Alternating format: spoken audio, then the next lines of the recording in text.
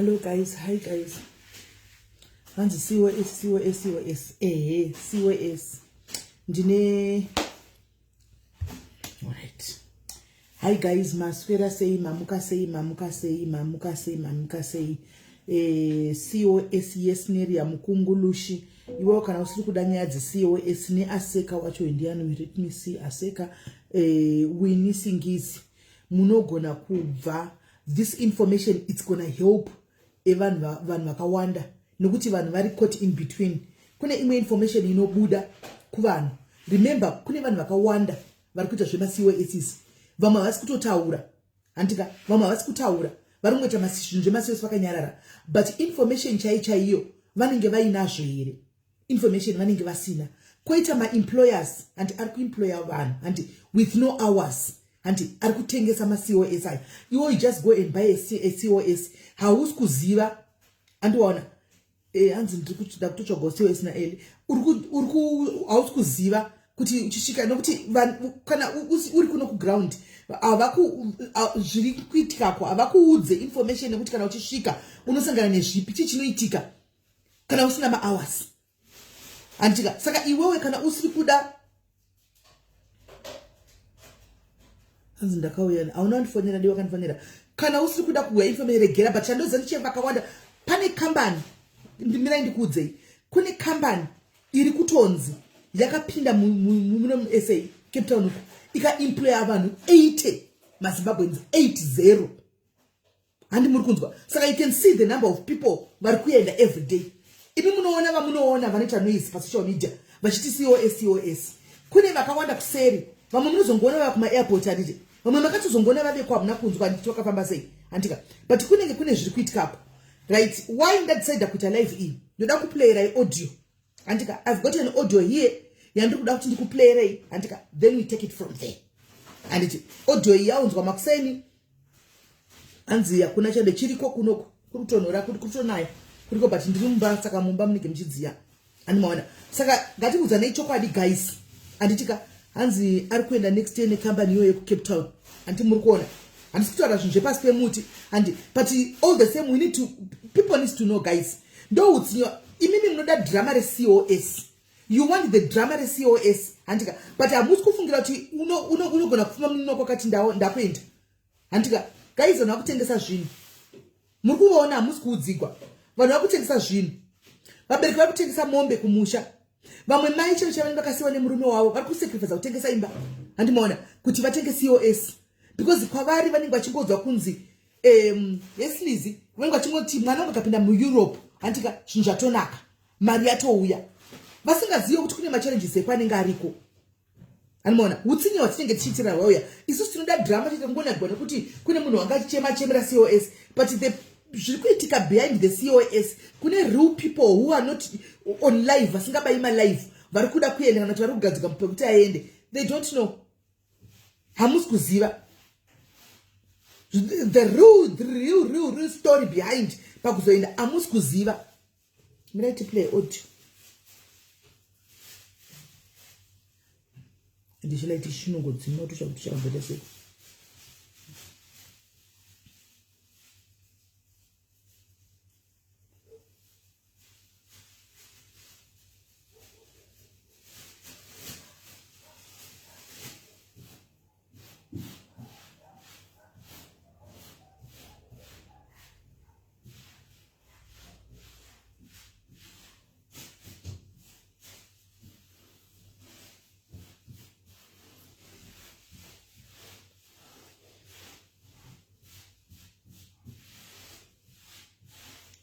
Right.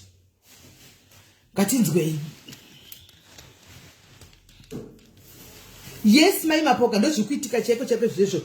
Pane madistractions akawanda enyaya dzema-COS zvokuti vanhu they are no longer concentrating now panyaya dziri serious dzema-COS.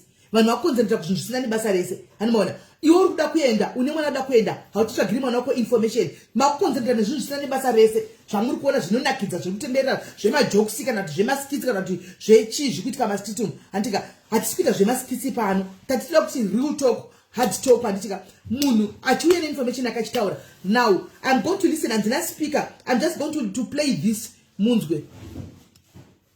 The certificate and the cost of her visa was just under £250. So you've paid thousands of pounds when, in fact, you should have only paid a few hundred pounds. A few £100, yes. How do you feel about that? I feel robbed. While the agency took a large amount of money, it gave her very little work in return. Desperate to make ends meet, Susan switched to another company. They demanded £1,500 in cash before they would give her a job as a carer going into people's homes. She was made to work round-the-clock shifts. Oh, I was very tired. It really got to a point where my break would only be on the bus, and I would nod off on the bus. I still owe people the £3,000 that I paid. And as a reader, I just thought it's much easier if I just end my life. She took an overdose and ended up in hospital. Her dream of a new life in the UK destroyed. The National Care Association says the sector needs to be better protected with tighter controls on companies allowed to sponsor workers. A government spokesperson said those found operating unlawfully could face prosecution and removal from the sponsorship register. June Kelly reporting there. Well, we can now hear from the chair of the National Care Association, Nadra Ahmed, who joins us on the line. Good morning to you. What greater regulation do you think would work to deal with this problem? Good morning. I think we need to be very, very clear about who can obtain those licences. So I think these rogue agencies that have sprouted up since the visa pathway was opened for a sector who desperately needed them. We were running at over 164,000 vacancies, and if we didn't have the 70,000 people that have come to join us from abroad to help support the vulnerable people that we look after, we would be in a much more dire situation. And can you put a scale on this? I mean, you're guessing inevitably, aren't you, in the end? But out of those 70,000, how many do you think have got forged papers, don't really have qualification or training to do the job they've been hired for?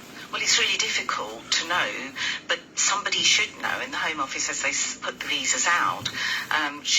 They should be checking. There should be checks and balances in place to eliminate this rogue activity, because we've got vulnerable people looking after vulnerable people. Is that the job of the Home Office, isn't it? The job of the agencies, the care homes themselves? Aren't there relatively simple ways in which agencies and homes, your own association, could check whether someone's competent to do the job?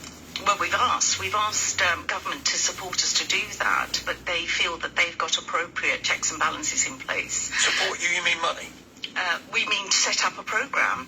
We mean something that actually makes sure that there is that the individuals have got good pastoral care, good accommodation, and the licences are valid, and they're going to go into a job. Well, forgive me, you'd want to do that once they've reached this country or before they arrive here? Well, we were told that before they arrive here, the legislation of that country applies, but actually there has to be something. We want to do it before. We want to try and protect people who do want to come across and support us, to make sure that they're coming across to do the job that they think they're going to do. And what we're hearing is that some people are actually being given these visas and actually don't have a job to come to. Well, what nonsense is that? We need to be absolutely clear. We've got really responsible care providers who are recruiting, making sure that they've got everything in place.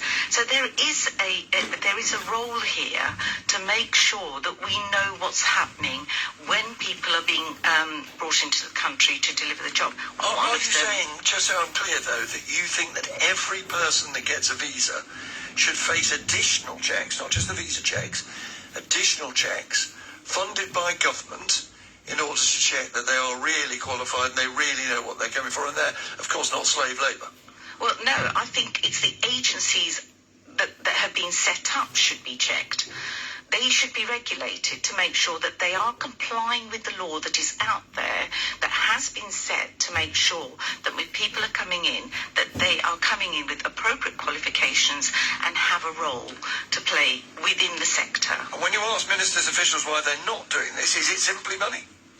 Well, I think they're saying that they've got helplines if something's going wrong. They've got different methodologies, but obviously they're not working because this is This is a situation which the sector does not want to be blamed for in a way, because that's what tends to happen. People will say, look, the care sector wanted it, we've done it for them, and this is what's happening. But this is out of our hands. What about people listening who are desperate to get care for a loved one or for a relative, for a friend? Is there anything they can do to make sure that the person that is sent to look after their loved one is not someone who has no clue what they're doing? Well, I think as with every provision that's given, any agency that delivers staff, you can ask them about the qualifications. You must ask them. That's, you need to be very clear, because when it's your own family, when it's your own friends, it's even more important to be sure that you know the agency that's delivering the service and you know the individual, and that should be matched. Thank you for that advice. Nadra Ahmed there of the National Care Association. Right. Susan natanga kutaura pekutanga anga achibvunzwa interview. Susan muZimbabwe. Mazvinzwira tozivanaka kuti pakata uyo ataura muZimbabwe. Yani mamunzwa ndi Susan muZimbabwe usho. Antika she attempted to take her life. She attempted suicide at some point. Antika after manzwa anti mazvinzwa, do I need to play it again, or you heard exactly what she said? Manzwa achibvunzwa nditi vakatengesa zvinhu zvese kumusha uku, mai vake sold everything zvavanga vanazvo kuti mwana aende kuabroad. Mwana asvika kuUK antika kwakusina mahours. She switched. Toda kuti tinyatsobata nyaya iyi guys, muna let's be open minded. Antika takasununguka, tibatsirane, tionesane. Anditika please don't bash nanenga taura pfungwa dzake. Antika don't insult nanenga taura pfungwa dzake. Mune munhu toda kuti tionesane murudo mune zvakanaka. Susan mamuwa pa audio apa ndisini tikumuinterview varungu vekwa vari kumuinterviewa. Anditika asvikako ndobva aenda nerisina mahours, then she switched. Anti pakuswitcha antika hanzi akademandigwa 1500 in cash. Anti abotenga course kubva kuZimbabwe asvika risina mahours. Anditi azoda kuswitcha antika pakudiwa ime 1.5 antika pounds in cash yokuti aswitch. Apapa akatenga course mamunzo chanzi I'm still owing kumusha. Vanhu vakawedzera ndipo pamari yakatengesa zvinhu, mari kuti okwana pandege nechine kutenga SIS nekudi zvese everything kuti nekuti ndo wakabata ameno mutira sina mahours. Ataura kuti I'm still owing kumusha. Asvika uko hakuna mahours. Aswitch aenda kwa kudemanda 1.5, right? She had to work extra kuti akwanise kuti akave atira kuti apushe zvikwereti zvavanhu. Vanenge vakauchaudza kuti zvinhu zvangu zvakadai avazviwisisi vari kuno kuAfrica. Kuti andisandawana ndisina mahours ndo avazviwisisi kana vanhu vakubatsira nemari dzavo, vanenge vachida mari dzavo. Hanimaona hanzi ndaizorora chete kana ndapinda mubhazi. Mamunzwa anditika ndaizorora chete kana ndapinda mubhazi rekuenda kumba ndopo ndozorora, otherwise ndandisina zororo. Ndobva asvika pakona kuti apachandi mari yachona zvinhu zvandiri kuita pana chiri kuitika, rega ndizvipudze. Ndobva atora overdose yemapirisi. Antika unfortunately haana kufa. Animaona kudokuzopinda kwakaita vanhu vari kudini, vari kumuinterviewa wavo. Antimaona varungu vekwavo. So varungu vari kutaura kuti saka zvoitwa sei, because vanhu vakawanda vari kurobiwa. Abvunzwa akati I feel robbed, ndakarobiwa. Animaona I feel robbed nekuti life yangu yese yakabva yamira yakadzokera kumashure paseri, saka ndafunga kuti ndizviurayi. Vanhu ava vanhu vekwavo veke association ava antika neve majournalists aya vakutoonesa ndo panotaura paya kuti ndo matangire kuchinja kunoita zvinhu paya. Amunati zvatekeshera zvatotanga kubuda mahours, vakutozviziva kuti vanhu vakutenga maCOS ndokuchekutanga manzwa kuchidzanzikwa makambani ese ari kuita zvema-agencies, they need to be properly checked. Zvinobva kuinvestigatwa. Even iwe watenga course kana kuti wapinda munyika, hanzi you need to have extra verification. Kana wapinda ndipo chotanga kunoverifyiwa zvakare kuti wakapinda sei, waka-apply sei, process yako yakafamba sei. Hani muri kuona, for them to be sure kuti zvechokwadi kwa zvinhu zviri legit. Antika and then kuti ma-hours avanenge vachipa vanhu vema-agents ava asingazosviki kuvanhu ari kuinda kupi. Nokuti handisi kuziva kuti zvinofamba sei guys. Ndoda kutohwisisawo apa pane vanhu vari kuUK. Anditi kana uine company yeCOS, for you to have 50 COSs, antika obviously home office ichikupa inenge yaona kuti une ma-hours. antika even 150 COS are kudara. So my main question now is, I think the question you never wonder about wonder, you were also wondering, antika. Now let me ask on behalf of you guys. But most opinion kwanza kuna hours. But if I would like to believe with home office is stupid. Inoko kupa ma COS. Vani ngachoona tu unufa winda pakati ma hours wakamira so vokupa 150 nenda niwe. Saka ma hours anenga topiwa employer aya. Anenda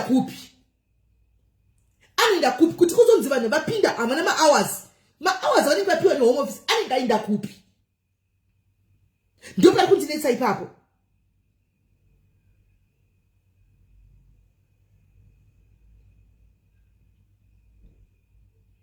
Ma hours anenge aenda kupi.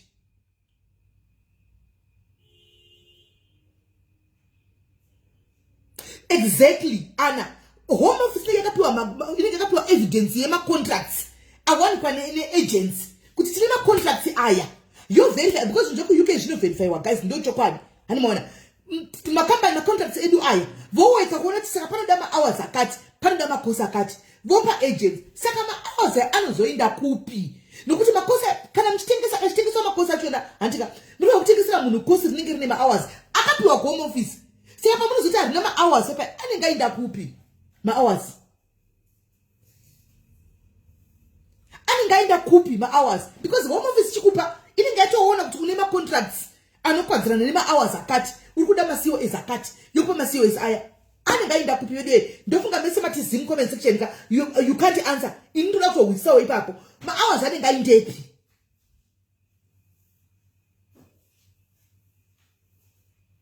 Hence, my hours are not given by home office. The provider is the one who states. So you mean to say, kuti vanongopa COS personal evidence kuti parida kunoshanda ma contracts apa ma homes akati apa ma contracts companies akati apari kudiwa zvaka vanongopa then home office is enjoying a fault. Handi so here guys. Saka home office ndio ine fault. Kana vachingokanda ma COS kumunhu vasina ku verify. Then vane error ka home office. Saka ine era kasi rena home office kuti yamangoenda mati tukumbira 200 COSs tine vanhu saka pane era. Now that it has come to light to kuti vanhu COS vari kungopa vanhu vasina kuverify aya vachingopa ma agents achitora vanhu kuAfrica because guys at some point we need to speak about these things, right? Because vanhu vari kusafa. She almost lost her life and because of shikwereti because angasikasakwanisi kukopa kumba kuti vaudze mai kuti zvinhu zvakapita zvikadai vakatengesa zvinhu zvese anoona kune mari dzakapirisa kuvanhu dzechimbazo vana vazviwisisi kune chikunzi mari yari kukwira wotoita pachandi kushandira kufa kuri nani handimaona. Saka kana isinga verify home office then they need to be held responsible. They need to be held responsible because vanozotengesa ma-COS vavo vanenge vaona gap rekutengesa because home office is not verifying. But now the said reality is zvazvadai so inanga handigari kuUK but ndakangoendawo short briefly ende kutaura nevanhu vari kuUK vakawanda ndine mafriends opo anemo muUK handika vanasisi vari muUK vanini vari muUK vokuti tinogona kutaura nyaya idzi varimo tichingoudzwa handi said reality yavepo ndeyekuti now muri kuona kuti zvave kuvarungu venyuku varungu ava vanoverifya anomaona. Now that it has gone there ndakambonzwa chimwe chekutanga chekuBBC chiinterview chakanga chiinterviewa muNigerian nhasi muZimbabwe wedu zvazara and the people with no hours vari kudzembereka mastiti muvawanda vanhu vakona notora chikafu kuma food banks uko avawanda hakuna kamabasa anenge ari kumba rent yeroom inenge chinzinoda 600 rand kana 500 rand ameno apa munhu asi kushanda haungaudzire ndo kuti asendawana basa indakauya neCOS sina ma-hours izvo zvahanei nazvo andimaona. So meaning to say kuti they do random spot checks to provide us sometimes. Okay. Meaning to say kuti right now vachapindira ma-companies handi vatopindira UK haingotori chinhu yongonyarara andimaona yaziva yakutotaka kuinvestigate kuti what is really going on. Meaning to say ma-companies akawanda vari kuti tangobata kwese guys vari kutengesa ma-COS andimaona nema-absorbent prices anodi kutengesa mazvinzwira handiti mazvinzwiraka. Now they are going to check. Now they are going to cross check and vacha verify vanhu vakawanda chaluza ma-license avo. Kwanzi vanhu vakawanda vangachita zve-social working zve-social worker last year ma-social worker akawanda akavhura ma-agents vakanotora ma-COS andimaona vakatanga kuita zvokutengesa maCOS. Munoona pamwe pachona anditika ndo papanozotaura kuti madziri tinomaita, madziri akanaka, madziri tinomada, because chokwadi ngataurewo chokwadi ndioona mukana anditika wokuti uitako extra mari paside uri iwe chero dai uri iwe guys ngataura nechokwadi pasina kumboshora maemployers vanati kudii tongoti ndiwe iwe wawana mukana haushandisei. Ngatitaure chokwadi wawana mukana uri iwe haushandisei mukana unoushandisa anditi unoushandisa mukana as much as zvisingazonakidzi vari kuda kuwana maCOS antika because ngachimashidza dzawanzi dzadi but akabata maCOS antika mukana kwaari ende munhu wese chodai ngave ani munhu wese anotoshandisa mukana iwoyo kuti ndaona mukana wegap remari let me ndidai ndite mari because ifast money kai kwaide vachitengesawo nemari shoma hauzoudze munhu zvokuita manje nemapepa ake because ndiye akabata mapepa ake. You can't tell munhu kuti chitengesa nemari yakati auna gap chodai wanga uri iwewe chaiko iwe ndiye anonyora mutsa wakabata maCOS hatingakudziri kuti dei waita 2000 handiwana because unongoshona kuti gap riripo and the demand is too high. Unotengesa nemari yako yaunoda handiwana because kana ukambotengesera mumwe munhu ne10,000 akatenga mini ndise kuti saka kune vachatenga neva 10,000 ungazodaire kutora 2,000 iwo pane mara 10,000 zvimwe zvinhu ngative realistic guys, ngative very fair andimaona vanoshandisa mukana handi asi zvinhu zvakutochinja guys handi zvinhu zvachachinja zvataurwa panews kai yarekodwa panews handi things are going to change handimaona maemployers mogara makauona hanzi mukana should be used appropriately.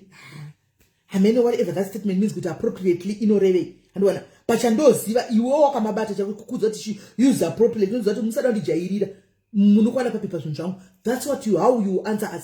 You answer us exactly that. Handimaona asi inini ndikuda kuti tionesane kuti avo vari kuda kuenda nema-hours nema-COS asina ma-hours handi tigoonesana kuti avo vari kuda kuenda nema-COS ane ma-hours because pasocial media paita discouragement yakawanda guys kuti UK musaindaimi munonofane nhamo ndoda kungoti ndakazvimirira please don't shoot me, don't kill me. I'm just saying my views, my fungwa. I was there, I saw what I saw. Anditika musaenda hakuna kukwapera kuno kwazodai let them go kana COS rine ma-hours kana ari kuda kuenda kunozvonyera paground guys inini I'm saying ndakazvimirira kana waona COS rako rine ma-hours rova pasi lucky harifanani kune vakasvika zvikutovaitira vakana nemakosi dzava nema-hours zvikutovaitira mbijana obviously anti Rome was not built in a day. You can't expect to wasvika nhasi next month unenge kwatowebo anditi uka utombotiwo apo neapo chistruggle handimaona kusvika zvaita saka let's not discourage other people handitika simply because of course vamwe makaenda kudhara mune ma-30 years muriko ma-20 years muriko handi hazvina kufanana kudai but makagara zvakaoma nguva iyoyo you were there time yacho makaendawo inopatiwo ine machallenges enguva iyoyo aitoitikawo kuti mapepa anga asingawanikwi maitiza home office but makashingirira mukagara dzaa 20 years murimo mukazosvika pakuwana mapepa zvinhu zvikazonaka mukazotanga kuitawo life yenyu inenge iri right. Allow vari kuwana nokuti mukana uyu guys hauwanikwi everyday handimaona fellow Africans, fellow Zimbabweans who are in Africa, South Africa or Zimbabwe. I'm not here to discourage anyone. Ndikuku discourage kana wawana risina ma-hours shashika ipapo nasitiko notukumbotora ayo wawana rine ma-hours andika wawana rine ma-hours rekuti ukuinda kupabasa take it my dear but don't sell your house. Yeah, don't sell your house. Tengesa zvinhu that you can replace them because if you sell a house is not just replaceable like that. Murukunzwa tengesa kuti muti gunduru tidikitu I can set afresh. Kana wazofunga kuda kudzoka kuno ku South Africa zvinhu zvinotengeka andiona isinya ya sterek. Do not sell your house. You can sell a car because South Africa yakazara motikari. You can come and start afresh and buy a car. But don't sell your house. Don't sell your stand. Ati murukunzwa. Munzwisise. Don't sell your stand. Don't sell your house because that is the valuable one of the valuable things that we have. Stand number no announce my property. And mona, my furniture, furniture. You can sell those ones. You can buy Jimo. But don't sell stand yako, no property yako. And kana wana ukanodecide kuti it's not for me kwandira nokuti chokwadi chakanaka ndechekudai so handika that UK yachona unogona kuenda unoona kuti this is not for me moyo wako unokudza paground no I think wakunokombeyawo let me go back to Africa handika stand yako iripo unongouya kuno kungotambura 3-4 months handika wotanga futi panyuwani stand iriko and then you pick up wotanga kuvaka anmona but kana watengesa stand kuzotenga stand kune maskama zakawanda right now atitengeke zvekumhanya 2 stand unogona kuchewa mari kutenga stand iyoyo because mastand ndio asikumirira munhu kuti kuno kuAfrica paunongo chimboenda kuti anenge achitongokwirawo anmona hanzi masiye sanovhunza kutengeswa here masiye COS pamutemo haabvumidzi kutengeswa pamutemo cheko chaiko haabvumidzi kutengesa but ndo padambotaura paya kuti iwe waona gap tine nhamo isu guys vanhu vekuZimbabwe ka takutongofanana nemanigerians nhamo inobuda nepaZimbabwe ya pakatidzidzisa kuti tinoita yese waona gap iwewe hautengesi here hatengeswa bvumidzi kutengeswa but waona gap hautengesi here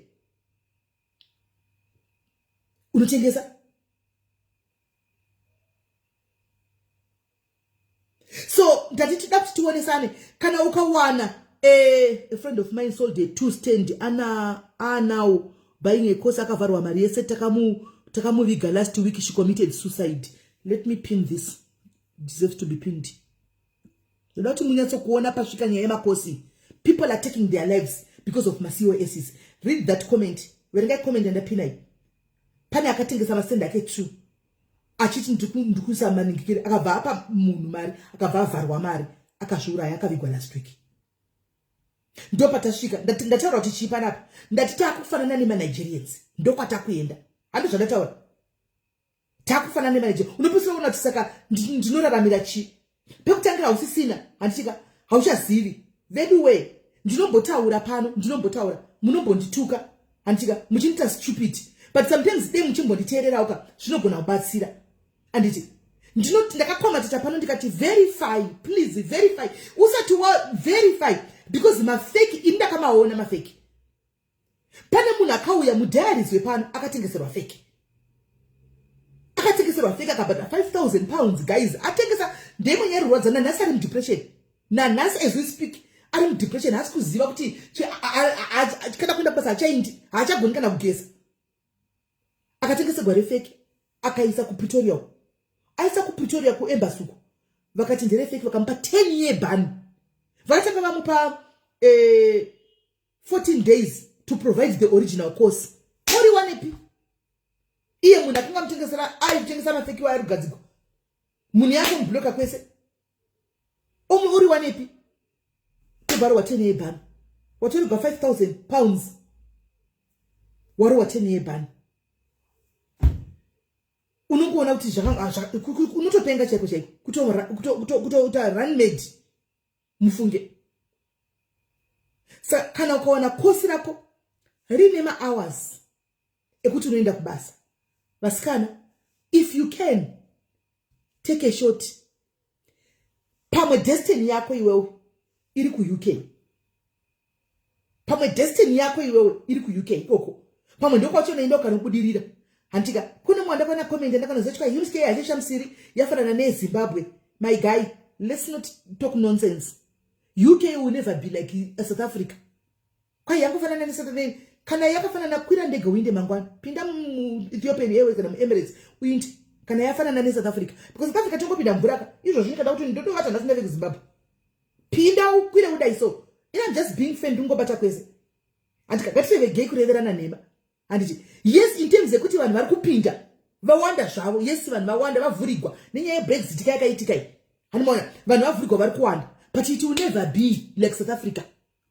Of course zvinhu zvavo zvinokwirawo zvinhu zviri expensive zviri kudai so but my guy kuUK yukoka hakuna mbofanana nekuAfrica South Africa ndochokwadi hapana one day ndakamboona magetsi achinda ini ngaitifananidzi ndakamboona one day magetsi achinda ndiriko andina kana one day kuti kwai magetsi kudi havadozviziva kuti magetsi anoenda zvokuti kwai mvura hakuna handi South Africa itigerei magetsi vanhu vanenge vasina mvura vanhu vanenge vasina kune dzimwe nzvimbo dzokuti mvura dzikutoita 3 months kusina mvura hazvifanani vana vaenda kuchikoro mahara kungogadzirira kutengera mwana ko uniform odoenda kuchikoro asi ndaona ku South Africa kuno kuchero chikoro zvinonzi zvegovernment cheko vanhu vanonobhadhara mari havaendi kuchikoro mahara. Tataura kuno tikati mafood banks tichona food bank atisi kutaura chikafu chinobikwa naSIS MELLY pamarobots chiya tichinopa vanhu vanenge vatsvaga mabasa. Aiyo tikutaura panotoenda pasetup pekuti unotosvika ipapo uchinopiwa magaba ako ebeans zvese sipo zvese. Kuno kuchero nchida kuvapa I can't afford ndivatengere sipo ndigovatengera magaba ebeans ndogona ngodika chikafu chokuti vadlewo ipapo vachinda. Let's be honest. UK yapa vanhu pressure because ndokwaita mukana my guy.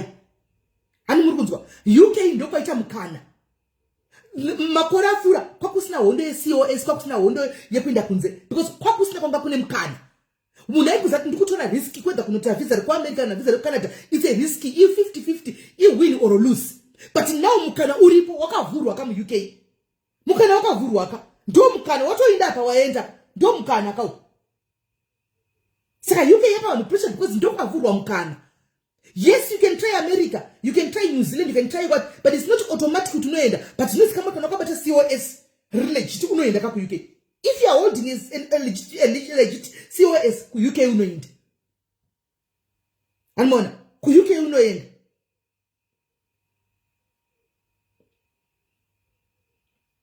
Hansi, the cost of living in UK is very high. That 10,000 yauri kubata ku Africa ibatiki ku UK zvokumanya. If you have money, you better be living in Africa. Ifungwa dzako my joy. Antika ifungwa dzake kuti hanzi kana makabata 10,000 garai ku Africa. Animaona. The question is that will ask you my joy semunhu wangu. Antika, why are you still in UK? Why are you still in UK? Yes, you are urikutora fungwa dzako kuti kana munhu akabata 10,000 chigara ku Africa kuno kuti 10,000 kuno kwaibatiki. We have seen people building houses ku UK kuno not kudhara kwamukutaura. Izvozvi kune vari kutovaka. Izvozvi ndine vanhu vakaenda nemakosi ndinashizeni akaenda nemakosi manje akatenga mastendi 2 akaenda nekosi. Izvozvi ndosaka ndati destiny yako mwari wako ropa rako. Kana UK yakudhura zvinhu zvaoma dzokai vasikana tichiendetese kuno kuAfrica. Dzokai kana musingabati 10,000 ichibatika kuno kuAfrica muri kuitei ku UK chidzokai kumba. Dzokai kumba tigare. Dzokai kuno kunobatika ma 10,000 tigare tose kuno. Handizve 10,000 kuti vaibate joy. It's because kwatengeswa ma stands zvino zvandiri kuramba. Hansa, because I have no money to go and live in Africa. If I had money, I would have relocated a long time ago. But it clearly, Joy, Maria kukurandege unayo. Haunga shaya mara kukurandege. Haunga kundunewe makosa kwa yazuru. Unuwa kukurandege watitoka kunu. Maria kukurandege unayo ka. You don't need to be having money ka. But tukuya ku UK, tukuya tisina maria statika isu. Tukuya tisina mabasa. Handitika, ema keara. Tukuya tisina mabasa. So you can just carry your things. Maria ndege unayo. Come back home. You start on the ground. Because Mara ungana. Just carry your things. Come back kuno. Wopinda muleni rukuita vamu. Hauni ndikuya ni mari. Shakuno ndoku mshaka kuno kusha.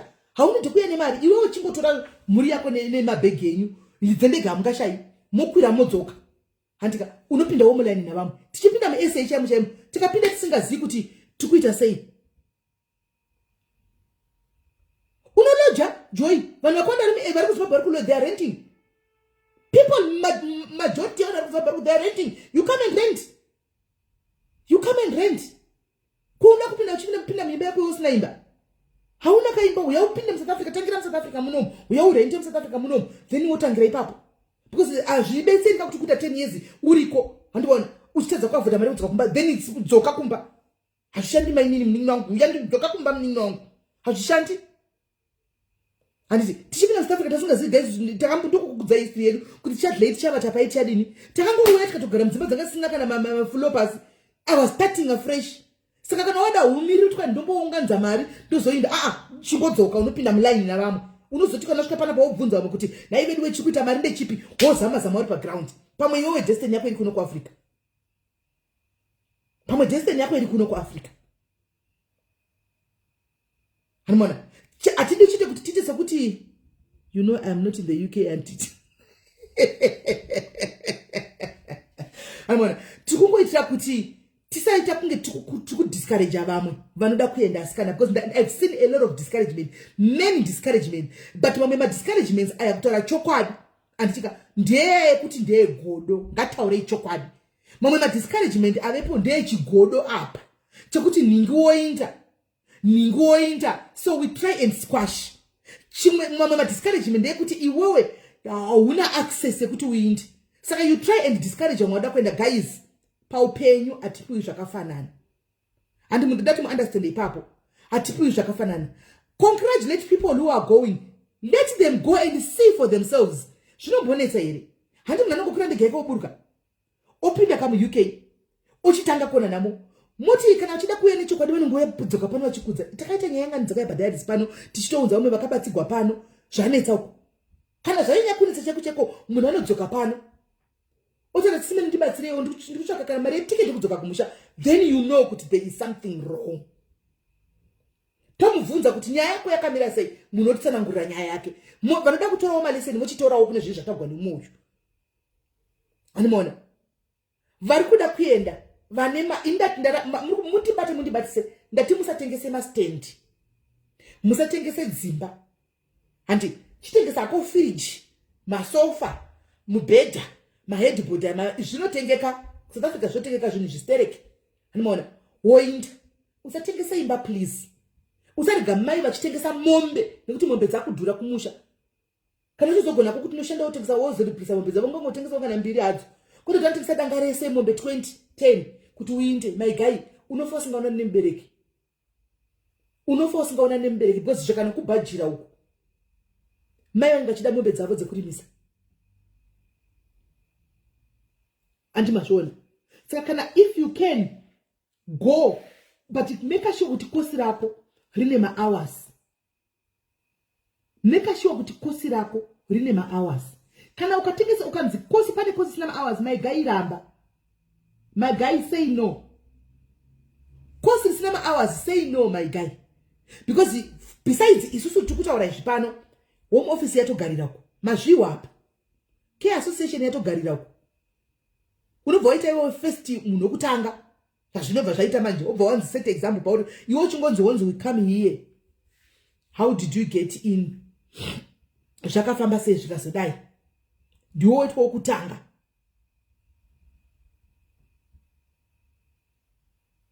Kwanzi ndikuzvikondita. I'm not contradicting myself. I'm just saying ngavachengete because those are assets, right? Hatengeki zvekumhanya. Saka ndati ngavaprotecte zvinhu izvi so that vanoona iwe uda kuti tivatengese zvinhu kuti kana vasvike ikoko handika inga ndikutaura zviri clear. Nei guys, ndati ndikuzvikonda tatapapi kuti ndati musatengese mastendi nedzimba, tengesai mafurniture kuitira kuti kana wapinda ukanoona kuti hazvisiri izvo ndokungabatira life pakati une stand you come back. Handanga zvitaura here izvi uye ndingabatira life pakati ndisandoti tengesai zvinhu but don't sell mastendi nedzimba because UK vamwe vari kuita zviri kuvaitira, right?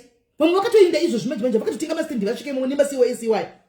Pane mwana ndaitaura naye musi unoyo andika embeme yake yakutopera kuharare uko kumabvukuko yari kuextend akaenda neCOS. It's not for everyone. Kwaita vakaenda nemaCOS vamwe kaizvika vasina kana pekuvata. Saka it's not for everyone. Anamona, it's not for everyone. Iwe zvinogona kunokuitira. Muese munomuka makapinda vanhu andika vakanga vane madegree. Madegree vachitidza kuZimbabwe kuzvinhu zvakaoma. Anamona, vakapinda munomu. Vapinda muno machiti muno mkapo akadarikwa nemunhu ane grade 7 muno. It depends neropa rako. Anamona, it depends neropa rako. Muno maese muno makapinda vanhu vakanga vane madegree vekuti right now ndi security guard ndi mahobo.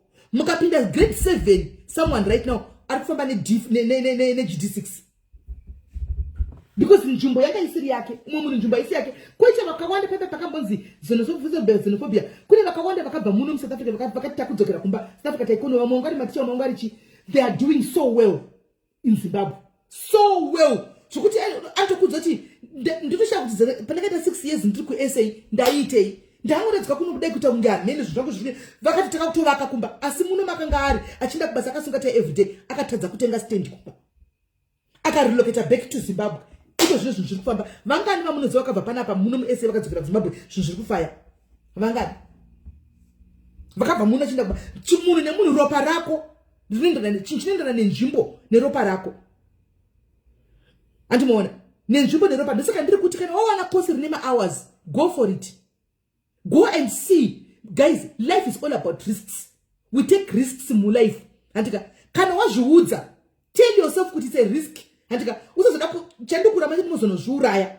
Andika uchitotenga kuita zvinhu izvi, zviudze, tell yourself kuti it's a risk that I'm taking. You are a risk taker. Tenga ugare pasi uchitse pa glass kudai wobva kuti yes Melly, ndafunga kudai is a risk. Zvinogona kunonditra south kana kunonditra north. It's a risk that I'm taking. Take the risk. Wasvika ikoko kana zvaita totenda Mwari wokutumira uya makore drink. Kana zvaramba tingokuti my guy, you are still welcome. Dzoka kumba. Pinda mu-SA, inda kuBoston, inda kupinda kuZambia. Start afresh. Unongodzoka katanga panyuwani. Kana yakuramba ndiri kuUK ini pane mwana watakakudza ndega chidzoka kuAfrica. Akanga enda nekosuko. Akati ndazvikonewa. Ndikati chii? Zvikanzi Simeli nangu ndazvikonewa. Kumba dai manya ndichiberedza tuntu twangu ndichidini mukabvunza ngoma kuti unokudza. Ndaberedza tuntu twangu ndichidini inangu zvelife kuno kunda zvikonewa ini ndakudzokera kumba. Izvo zvinotongoshanda tindoni mari tiketi ndokera kumba. Zvokwadangani achishanda chinda kubasa. Akati mande ndakatenga tiketi rake akazvidzokera. Ndakamubvunza kuti aiwa Simeli kuno kunditori bo. Akadzoka kuAfrica. Saka ndiri kuti take a risk. Go and see. Kana rine ma-hours, you never know. Kana risina ma-hours my guy siya, because vanhu vari kutambura kuUK, kune vanhu vaita ma-destitute kuUK yuko. Kune vanhu vaita ma-destitute kuUK. Vasina pekugara, because akana necourse risina ma-hours. Ende kazhinji kachona vanenge vakaudzwa kunzi ndiri kutengesa macourse but harina ma-hours. Oti ndorida. Ndoda kuenda naro rakadaro.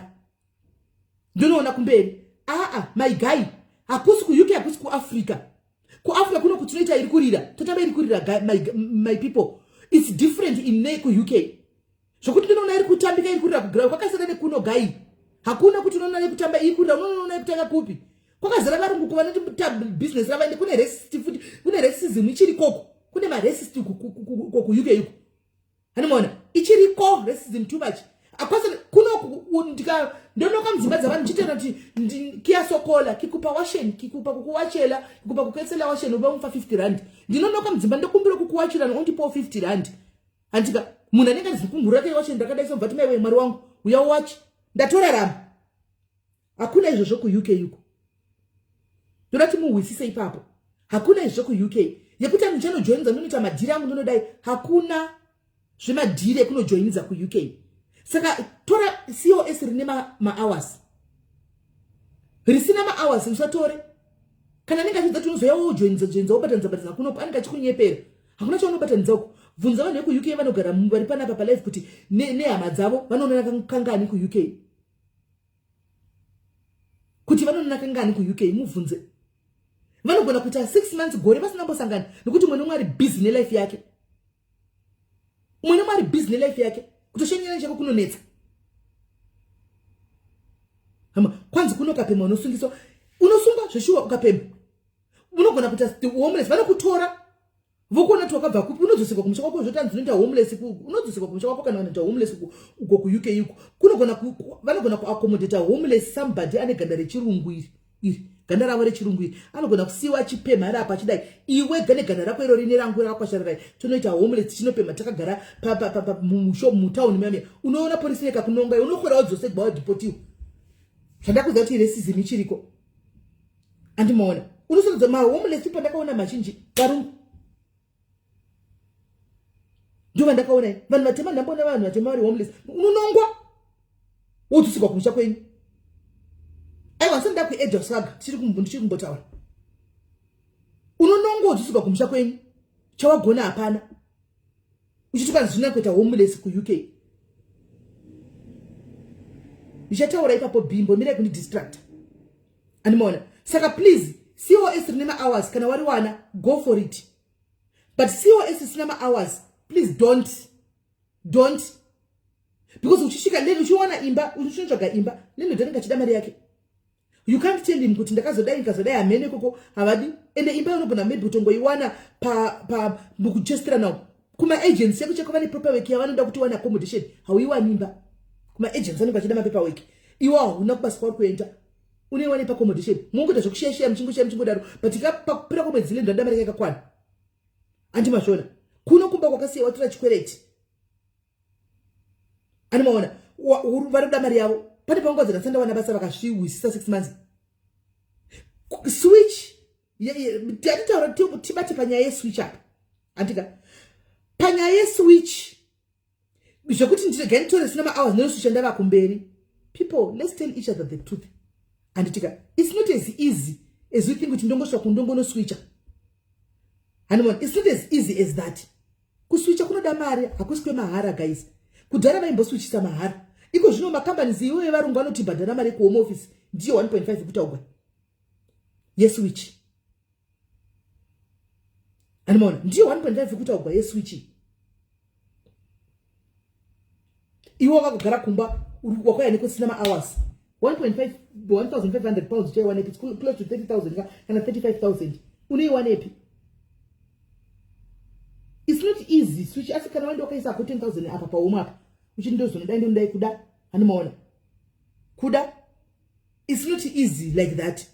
Saka make a decision guys. Usati wakwira ndege yako usati watanga kuti ndakusumuka ndichinda ku UK gara pasi andika gara pasi. Thank you Melly. Okay, garapasi utange watarisa tsvaga information yese before you just get a COS kuti ndatori wala kuno ndatatonza COS ndakutotenga tanga wa garapasi weigh all the options tsvaga information tsvaga information and then you start from there. Anomaona, then you start from there because ndikuona kuti vanhu vakonda kufunga kuti it's just easy uko dei vanhu vari kuinda vese vaka vaizotudzawo chokwadi maizoziva chokwadi dei pai vaizotudzawo chokwadi maizoziva chokwadi. Now the thing is tinenge tambotogwa mapikicha tiri pandege tichiti bye mandiona ndini ndakanda mapictures angu ndasvika mandiona handika zvazondibhajera atisi tese tinokwanisa kuzodzoka kuti vasikana zvinhu zvavo makuno zvinhu zviri kudai ndinotonyarara kuti zii ndigotange chadonha nedepression kuti ndichanoti ndega ndidzoke nenodai nenyaya kuti makandiona ndichioneka ndichidai ndaakunyara kudzoka kuzodza vanhu. Dei vanhu vaitiudza chokwadi chaicho vave paground ndati trust me guys, handimbokunyeperei guys, handimbokunyeperei. Mainzwa chokwadi,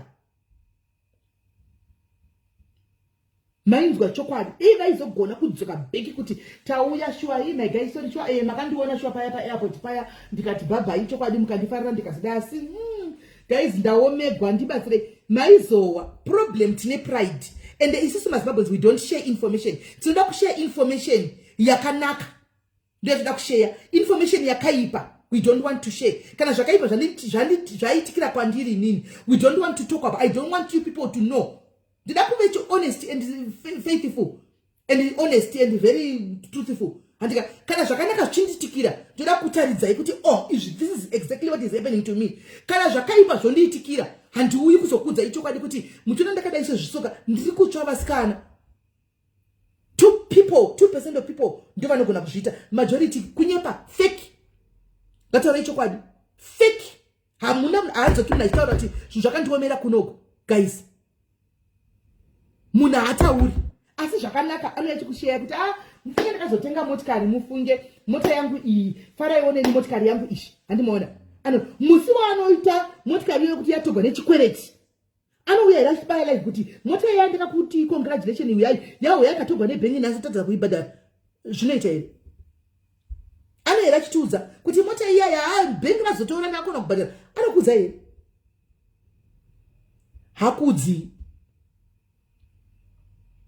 Hakudzi. Saka waenda nekosi uri mukadzi, waenda nekosi risina ma-hours, zvichakufoseredza kuti uchanotogwa nechibhonda chekune imwe nyika because china accommodation. Chakutokuita mukadzi because iwe kuda accommodation, hauna basa. Wakupinda into a loveless relationship kuti ukwanise kuwana accommodation nechikafu chete because yanenge achikupa accommodation achikupa chikafu achikushandurudza futi achikuabuse.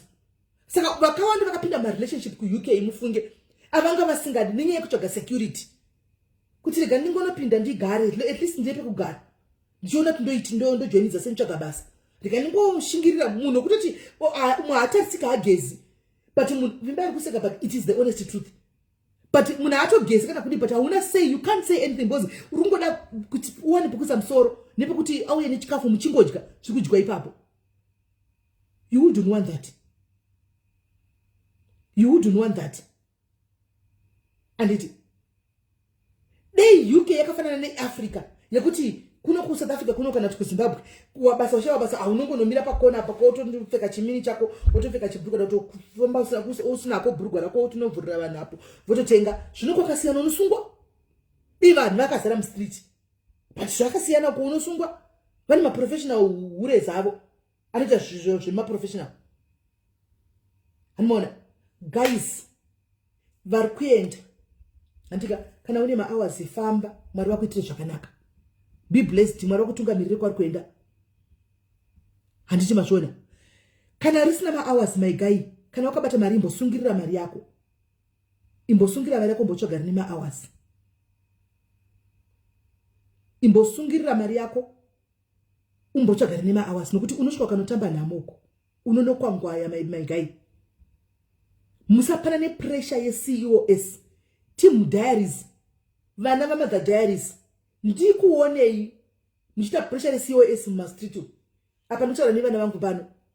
Don't be pressurized into getting a COS. Ndokwenda ku UK.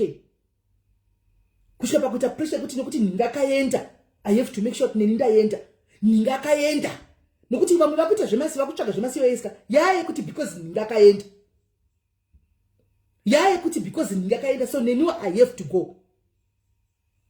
Wakunopinda pasiripo kuti kwanze kuenda. If it's not for you my guy, make peace with it. Do your life.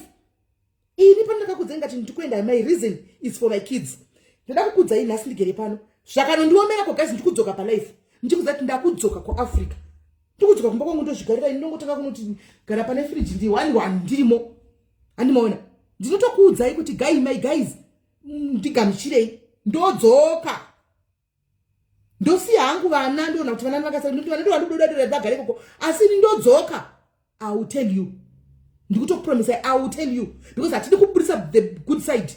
Andika rekuti kazazo ndiomera ndongonyarira munguzo mongona ndadzoka ku Africa because simeni ndoti ndakanga ndogwara masaina sakangazo ndibati ndakati rega ndidzokere. No, rega ndintori chokwadi. Ndina kuwanda nema assignments kuti masaina sakazo ende ku UK ndakana kuti nditi masaina kuti takuno ku Africa. Kana ndoti kudiko wedza ndakona kuti ndandofa nechibereko. Ndikati ndikazvikwanisa gandzokere. Ndikuvanza chayo reason yandidzosa kuti imedio zvanga zvikwanga kwakandiomera zvanga zvaoma ndandoshawa pekutangira ndoda kugonda nekuti kwa ichi chando chazodai. Ngatizize kuudza umwe chokwadi kachida kubatsana semaZimbabweans. Ngatizize kutaura chokwadi. Let's not always kuti toda kutadza kwakanaka kwakaipa atidi kubuda. Zvakanaka zvinoitika muvanhu, zvakaipa zvinoitika muvanhu. Mvura inonaira munhu wese. Anditi nhasi mvura inondinaira mangwana ndotsva nezuva. Kana ndichitsva nezuva nhasi mangwana mvura inondinaira. Zvinoreva kuti munhu wese ane zvakanaka zvinoitika paari, ane zvakaipa zvinoitika paari, ane zvinochemedza zvinoitika paari. Sevanhu venyama vari kurarama. Ngatidzei kuudza umwe chokwadi. Ma-employers ari kuemploya vanhu vasina ma 0 hours. Chandingoda ngokuudzai ndechekungoti your time is catching up.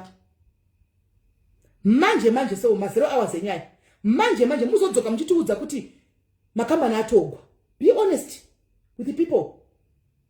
Kuti makambani zaiwa azorevokwa ma license. Come and tell us the truth. Nokuti ndokwamburi kuenda ikoko. Ndokwamburi kuenda. Zvakuverify chisa chiri musacharimwa. Zvotora nguva. Asi zvozita public knowledge kudai so. Ichikewo Mwari. 10,000 anongochudza munhu ari kuZimbabwe ku Africa kuno kwakachitengesa stand vakomana. Ndizoti mukana i opportunity. Nangwe neniwo probably unogona kuitawo izvozvo kana wawana mukana but ichkai Mwari. Ichkai Mwari. Siyana ine pressure. Team comment section. Pressure yenyu yakuwandirai. Siyana ine pressure. Ku UK yukuka haisi walk in the park. Sezvamuri kufunga. It's not to walk in the park. Accommodation. Inotodhura mibhi kudarika salary yako. Kana uri kera unongochishanda.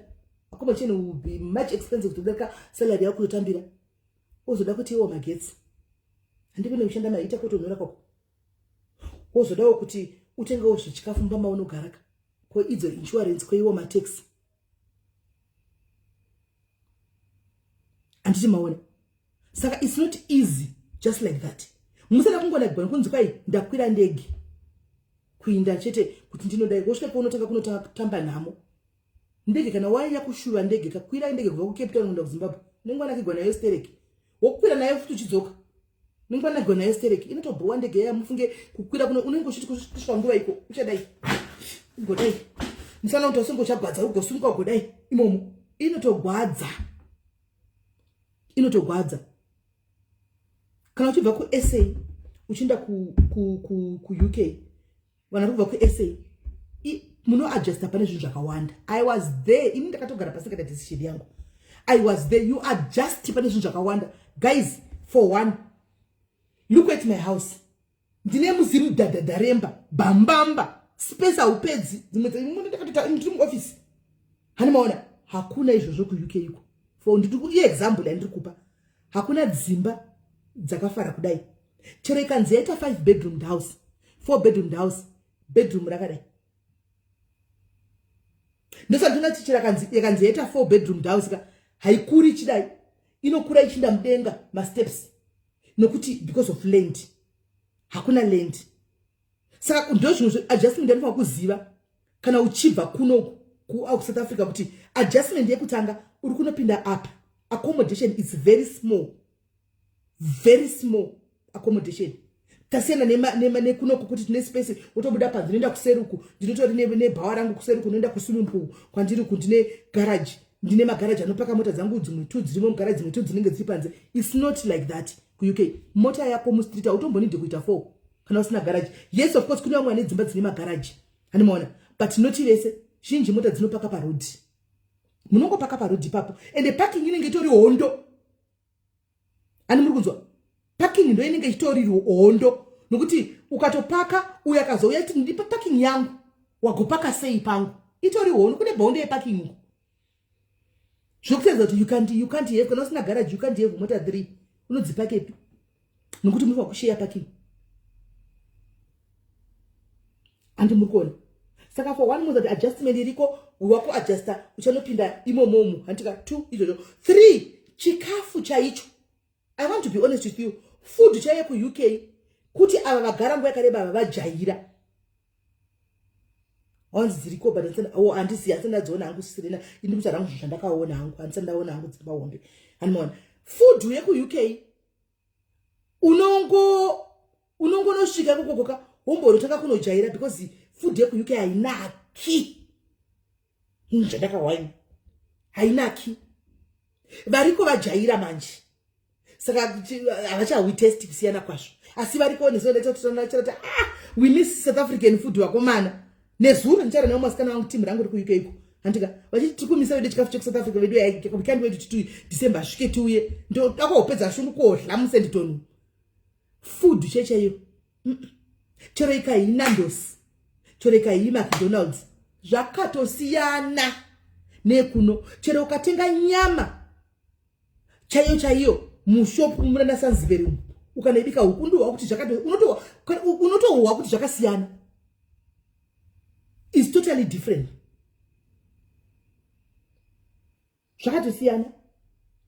Saka ndikukukudzai hangu adjustment yamufa kuti mungodi it's you kukuita anza kuna futhi singani maichali aiwakana ini ndakaora ichi ndakanodla muna ndosi ndakanodla nenikikiri mune ma restaurant ndakasiyana handiona saka vose avagoni kubika maichali taura chokwadi uri kwako apati atisi kuti tungoonesana handiona tikungoonesana hanzi Susan it's true I miss roko mamas ini food yandakatoona yakaita sokuti yakandichifananira Burger King aiwa Burger King zvakafanana Burger King aiwa ndakaona sokuti pa Burger King iri kugona standard yekuno kundo standard UK pa Burger King apa asi zvimwe izvi ndodosubira kuti ndikandina ku Subway because kuna Subway saka zero uri yawanisa zvepakati nengo kuti chipsi pato taitoti sipatwa ndifura nimbotenga sipatwa yangu apa taitoti sipatwa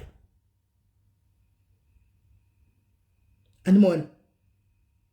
And when it comes to food na bobo, when I came years ago, it was very big, exactly big adjustment.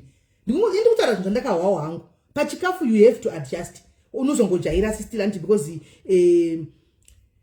unengo atoveko ndo yatoveko. Antika ndo yaweko saka unongozogojaisa jaira weriko chida usingadi unongozojaira iko. Unozongopesera kunzwa kunaka kwachona. Handona because nengo ajairawo. Hanze organic versus GMO handisi. Animona. Then kune ma-African shops ariko ekuti munotenga odzi munguva si ini ma-African shops atakaona tainda kunotenga zvinhu zvema-African achona handa kumbowana kofu chaiyo yekumba kune zimuriwo rimwe rakakwashara regreen so ratakangotenga ka1 tika ndikati mani zimuriwo iri ngatirashei iri zimuriwo harinaki raitoindowo muriwo cho green wanga uriko hauna kana mbonditi ndakatoti chiko ichochi cabbage racho rinenge plastic. I'm just telling you the truth, sharing my experience. Cabbage racho randakaona ikoko rinenge plastic so cabbage rachona rinenge plastic zvokuti patanga tichinda kuma African shop takatonotsvaga kuti cabbage rakafanana here nere kuno kuAfrica kuti kwanza kuita coleslaw, otherwise cabbage riri normal unongowana pese pese rinenge plastic so cabbage roro rinenge plastic andi muri kuona saka pa food uno adjust unoona kana uchibva kunikikiri kuno kuAfrica kana uchibva futi kuno kuAfrica zvakare chimwe chauno adjusta futi zve iweather anditika weather. You have to adjust for weather because ukoko munongoziva watitika kuti vanhu vacho ava vanhu veku-UK ava varungu vakanaka fani vasikana vedu veku-UK nevakomana vedu vari pakumanzikira because of weather yavo yakanaka inogara kuchitonhora saka hau affect nezuva hauite maskin burn unenge wakana ini makona pandakanga ndakabva kupapena ndakaita yellow bobo yellow bobo chari ndakanyatso muri kuona weather yanga itori summer futi but summer yacho yanga katosiyana nesummer yekuno kuAfrica. Hamona saka zvanga zvakaringana saka weather unoto adjust andika ndo paipa mukutiko ndakapinda mushopu kune zvinhu zvinotengesa zvakanzi thermal hat here thermal hat thermal magloves sai maskin tight thermal zvichireva kuti ndofunga zvino produce heat izvo zveizvo kana uriko ndaiona musi takaenda chinotsvaga uniform yamaya andika vaitenga zvinhu izvo zvezvo kuitira kuti mwana akuenda kuchikoro zvinenge zvichidziya animona kuti unopfeka zvinhu izvo zvezvo animona uchinda ndokuva zvodziya here ameno so ndo zvinhu zvokuti munodini muno adjustawo iyoyo yagara munongotozivawo animona saka kana wauchibva kuAfrica kunoko isusu tine tendency sevanhu vekuZimbabwe and the Africans we've got a tendency yekuti I want to be seen kuti nini I drive a better car than most people in my people kuno kuAfrica toda kutaridzana mapowers kuti nini ndini this is the ndo adjustment anofanira kuve prepared kana kuAfrica nokuti no one will look at that big expensive car of yours kana wave kuUK adjustment you need a car that will take you from point 1 to point 2. It's not about being fancy because being fancy to who? Hakuna nokutarisa. Hakuna nokuona. Munatori business life yake. Ndeyako imote kukwendesa kubasa nokudzoka. Muchando imomo kuti neuchaza kuti ndikumberereka ndichinda kupi kwangu chimbereka uchinda. Saka mota ndikukwendesa kubasa nokudzoka pamba uchipaka upinda mbamako. Saka zvema big cars ndezve kuAfrica kunoko. Kana waenda imwe adjustment yatukutaura iyoyo you adjust yourself kuziva kuti now it's just from point A to point B. Hakuna zvokuti kwai kudini. Unotobva kuno kuchidriver mota yako utonosvika kana utika Ford Sierra kadiki kaya tekuti kama kumenza kubasa. Kwasira ndikuno kuti right now ndiri kuti family handei pinda mota mutana kumpumalanga kuri kupisa hande kumpumalanga tatodzoka nasi manje tatodzoka pano kati manga tatodzoka zvakasiyana. Saka ndimo adjustment iyoyo yanofanira kunge uri prepared. And it's not like because watenga motikari diki wanga uchimodriver motikari hombe wadona. No. When you go to Rome, you do what the Roman does. Right? Next door yako ngona tonge itoveri millionaire yako UK. Anenge chidriver chiskuta. Kana chimota chakachikapa chidada.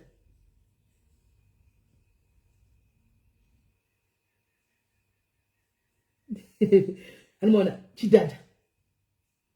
Animazvona saka ndo imwe adjustment inenge iripo. Ima adjustment iripo kune ava kubva kuAfrica ndiri kungokuprepare ndingokuudzai handika.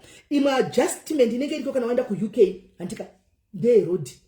Iyo ndakamatatazve ndeyeroad. Marodhi edu akati mbambamba. KuUK hakuna kune shortage of land. Hakuna road dzakafanana nedzekuno. Kune road dzakadai.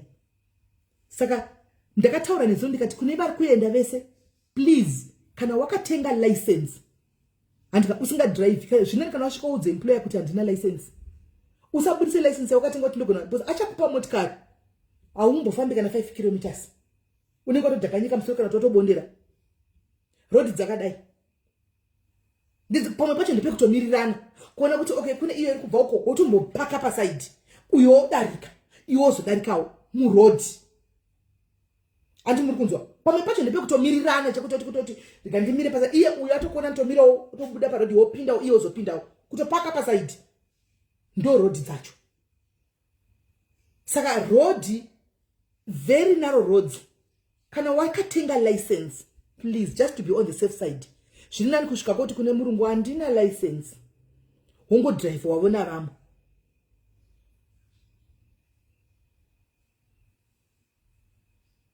Antimazviona wongo drive na vamwe nokuti ukada kuti murungu anoti kuti kids there is the car atopedza newe ushanoti kuti mota yedai uno some wrong gear unotanga kune some gear number 3 inosumuka mota kudai yotiza yonopinda mudzimba dzavanhu wakushandira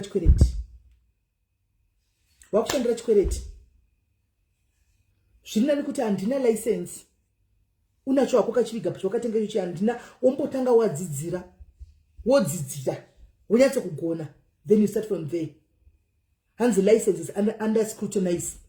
Andi muri kunzwa kuda kuti license vari kuverify license aya kuti wakaitora sei kupi why ndi kutodaro dzimwe nguva ndi kutoitira kuside kwenyu imimi kuti munzwisise imi vacho musafunga kuti ndikuvharidzirai because unoda life yako unogona kurohwa nemotikari ukafira apo iwewe wanyepa kuti ndinogona kudrive upo motikari unogona kuzviuraya ilife yako inenge iri parisk not accident inogona kukuraya. Kune dzimwe nzvimbo sekuBirmingham uko kokuti murodhi mune chireu chinofamba kachitima mukati merodhi iwe wakatenga license South Africa kunoku dzotengeswa kunoku. Zvandakuudza kuti UK is not like Africa. Hautenge license uko hautenge license. Watenga license yako kunoku wasvika uko handika wainzi ndanoshanda kuBirmingham wapuwa chimota hauzivi kuti chireu chinofamba chitima kaichi chinofamba chitima chemagetsi chinomanya chiya unoyo katuzwa wakafira ipapo unoyo katuzwa ipapo ende kuUK you don't just park anyway.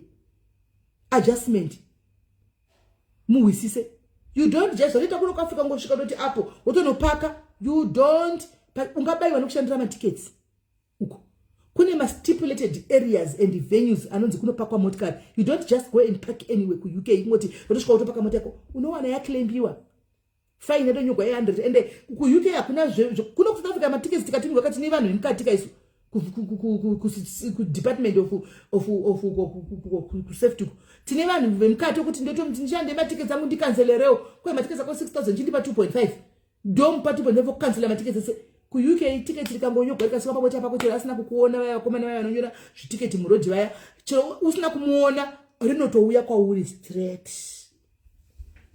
No two ways about that. Hakuna chitsotsi chekuti kwanzi ticket rinotouya kwauri straight and if you don't pay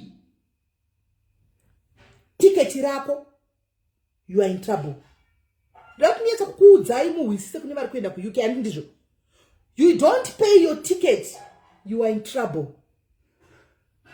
Kana wapuwa ticket make sure you pay it otherwise you go to court. Hausi kuda kuita criminal record andika kuti pa inozi chimoiti chiko DBS yako paupe pakanyogwa nditi because vanotozvikoshesa zvinizvi vanozvikoshesa kuUK hakuna tiketi rokanzurwa zvatoita kuno kutokanzirisa matiketi 50 kuUK hakuna ikoko antimaona hakuna mhosva yakaenda kuteverera timu varume vekuAfrica takambozvitaura nesuro zvatinoita kuno kuAfrica zvezvi ndikudriver idoro rangu iri black label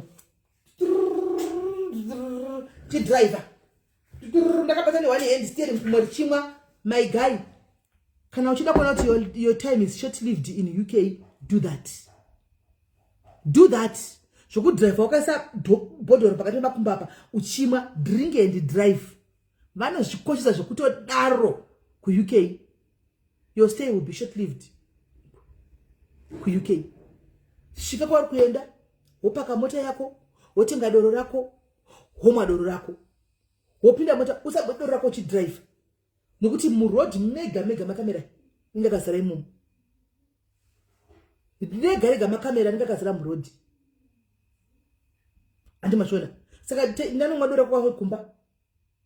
Usaenda uchifamba zvozvatoita kuno ku Africa kuti nechiti one day hello mupurisa cheyo kuno ndo zvaninga achitoita akafika information chipurisa ari pa phone zvake achi driver ne ari pa phone mupurisa akafika info ku UK hakuna izvo kuna vanhu vanoita basa uko kune vanhu vanoita basa sebasa ku UK ende imi kana maenda nemhuri dzenyu mfa wakuina musangonojaira kungonogwa everyday fight pamba everyday fight manexi do achikudedzera mapurisa munokanganisa ugaro hwenyu ku driver pa phone and you lose your license. And murukunzwa kana mota yako yakanzi inopinda vanhu 4 hakusi ku Africa kuno kuti tinoti garai tinokwana mota haizari jere yakafana jere haizari kwanai mota inopinda vanhu 437 kana mota yako ichipinda vanhu 4 ku UK ipinza vanhu 4 kana ichipinda vanhu 3 pinza vanhu 3 kana iri kupi ichipinda vanhu 2 kupe inopinda vanhu 2 garai muri 2 vanozvikoshesa zvisingaiti nyaya dzemurodhi rodhidzi vanodzikoshesa zvekutodaro handi muri kuwa vati muri kuenda muri kuzviwa nyaya yekuenda kunorovana nemagirlfriends evarume indiri ngokupaiwo tipu samadha handika wapinda masiyo esi vanangu muri kuenda and I know quite a few vari panapa vakanditarisa vari kuenda vakatotiudza SIS MELLY takuenda takaona makosi edu mapepa ekudainda handika nyaya yekuti waziva kuti murume wako akanyenga apo wo zvakati kuno ku Africa kunoenda kunorova munhu baba pake ngataura ichokwadi guys kuno ku Africa tinoenda kunorova munhu baba pake kuenda kunoti uda nemurume wangu kutomudhonza mubaba make kutomukindisa ndapedza ndotomhanya kumapurisa nozviripotera kuti ndapara mhosva pakati ndarova munhu ndogara ndobatisa choko muhomwe ndatomufumbatidza ka 500 kake kuti kesi ichauya kana yauya my guy please mira alright ototoudza kuti alright bo achizoenda kunoripota mainina kupolice station vanotosvika nyaya yakamirigwa kuchinzi alright ndini inotobva yapiwa munhu ndakapa 500 konzi imunonana nemurume wacho momudananda naye tichava pawarning dzokera kumba kwenyu zvatopera mari inenge yashanda ku UK hakuna izvozvo zvokuenda kunorovana nyaya dzemakuwa nyaya dzechijoki uchinorovana navanhu DBS zvinononyogwa kana waenda nekosi musoenda kunorinyiwa mapepa ako kana kwana ukasakuita anything pakati apa panopera kosi rako uchida kunorinyiwa vanenge vakakumirira Shakira ari pagedhi anti vanenge vakakumirira anti pane munhu ari pagedhi apa I think ndigarden boy mudzeiti ndikuya mupe mari yake handi masvoda. So please, Diega, zvekuti muende kunogwa azviitwi. Iwe utongopedzera nedutyera rako mumba. Chero uchimuziva kuti ndiwe pa next door uyu.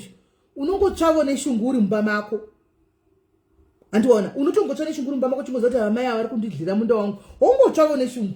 Zvokuenda kunokonfranda muchita zvibhakira zvazviya. Munenge makamirirwa muso kuno rinyiwako. Zvinonobuda zvese. Andi muri kuona hanzi kune vematachi line here ina handizvi mandambovaona ini kana vari kona handizi ndongoona chimwenda kumaclubbing usiku ndingazithi ndeve matachi line kuti handizivi indakaenda kuclubbing nevasikana nana Ethel nana Eunice takangoenda kana zvinakigwa taingove nemango zara vanhu handizozivi kuti vanenge vachiita nezvivo muti taingofara handimaona handizozivi so munenge makamirigwa kana uchifamba newana mumotikari mako please ndozati kuno kwatishikoshesa zvekutenga zvimakasi we don't koshesa that tinongoti mwana ngakachigara apa toenda ku UK it's a must it's compulsory tenga chikasiti chemwana uise mota unotopinda pataiti mota kana isina kasiti une mwana mumotikari unotopinda pataiti taisungirira maya muchikasiti muya achiramba chichigara imomo ende mwana wacho nani ngatojaira kuti chichindo changu ndopinda umo anotozopinda ogara muchikasiti imomo anenge atojaira kuti ndositi rangu irori zvezvo toita kuAfrica zvoti ukapinda mumotikari vanhu 2 vari kumberi ndivo vanosunga manhingikiri mabhandesi vari kumasure tichakatorelakisa kudai ndozvandakanoita kumota yangu magodhoni ndajaira kuti kana ndagara kumasure kaina handizvizivi ndingosvika ndogara kanzi kwemama utsungapani kati bhandere yayo ndirege zvangu mani tigere kumasure zvikanzi mai riri kuuya tiketi sungirirai vakatomira kuti sungai bhandi unomona saka unotosunga bhandi chero uri passenger unosunga bhandi handi muri kunzwa kune varume vakadzi vakunda nevarume vavo ndizati inenge iri sensitive topic guys asi toda kuti zvitaure handiti kungo prepare nawo handitika nekuti tinawo varume vedu vanongonoita zvavanenge vachita kune vakadzi vanenda nevarume vavo handika imimi varume handika toziva kuti muri mbwa dzakazviregerera vazhinji vachona nokuti muchatisangana nemarudzi maona vabva kuAsia maona maIndia vepi maona senge ine kuZimbabwe ngada kutesta kadzose angada kuti ndikambowa kuti kuMorocco kwakamira sei ndombowa kuti kuIndia kwakamira sei ndombowa kuti kunonzi kuiko kune masamona vanhu vanonzi masamona vanonzi yameno kwakamira sei oda kumbofamba chitesta kusachikombeya kusachitesta kudai so magai munofa you die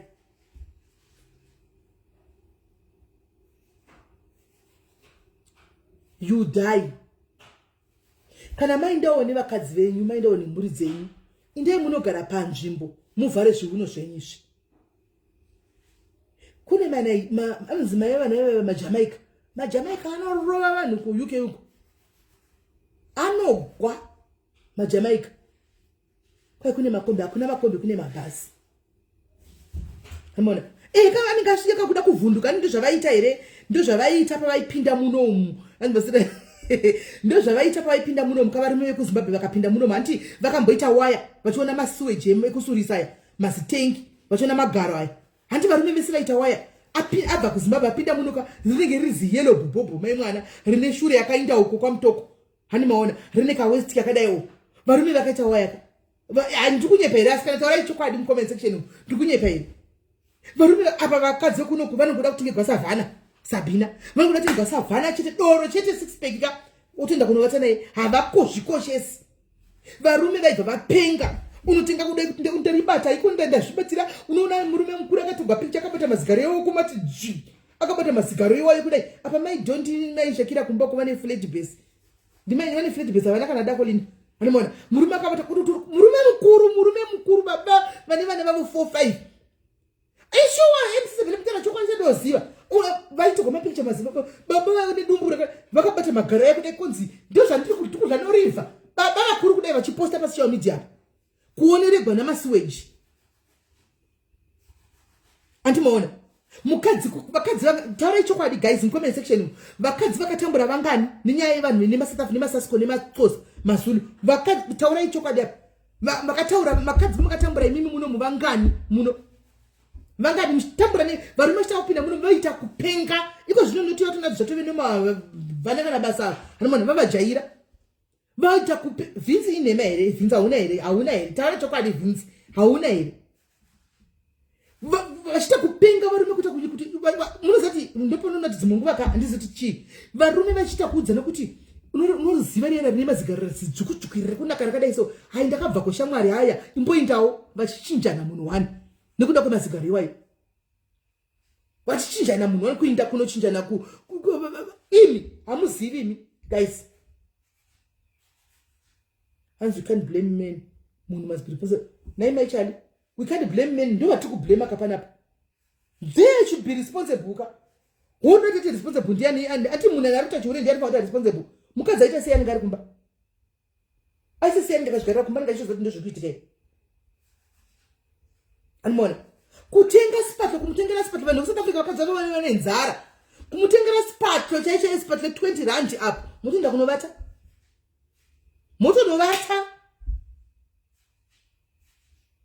hanomona spatwe tudhirandi moto novata saka varume kuzabve manje kuZimbabwe vanga vajaira kuti vanononingirira vanonochajiwa ma $20 chichi hanomona ona kuti kuno ku 20 rand ndokongoperera ka makota spatwe ikota ndokongoperera varume paichigumira ipapo simeli aiwa zaemera tinyaso kufamba nendima ini munoda kutitirira kana dzidzi vakadzi munoda kunyaso kuvhura pfungwa kana dzitakubata bata varume mamhudi ngativeife varume ngativeife hanimona vakadzi vakakwangwaya mudzimba vakadzi vakatambura vedu we vachishungurudzwa nemaxhosa vachishungurudzwa ende vakadzi vemuno muchiri vakatora murume wako haumuudzi kuti kwaiye murume wangu unodza futseke murume wako kuita sei kuno kusiya shera sisi lazi kusamzanzi kuyasherewa la uchamdi obva kudzati futi ndizakubeta kuti ndinotokurova ungamudi uri munyika mavo obva ufunga nyaya dzekuti anobewa nemapanga ufunga nyaya dzekuti anotsvagiwa nefuti ubva uti kandisere nazvo anodlapa next door apa murume wako unyatso kuona kuti apodlapa next door apa chekuti hapana ende hauindipo kunonoka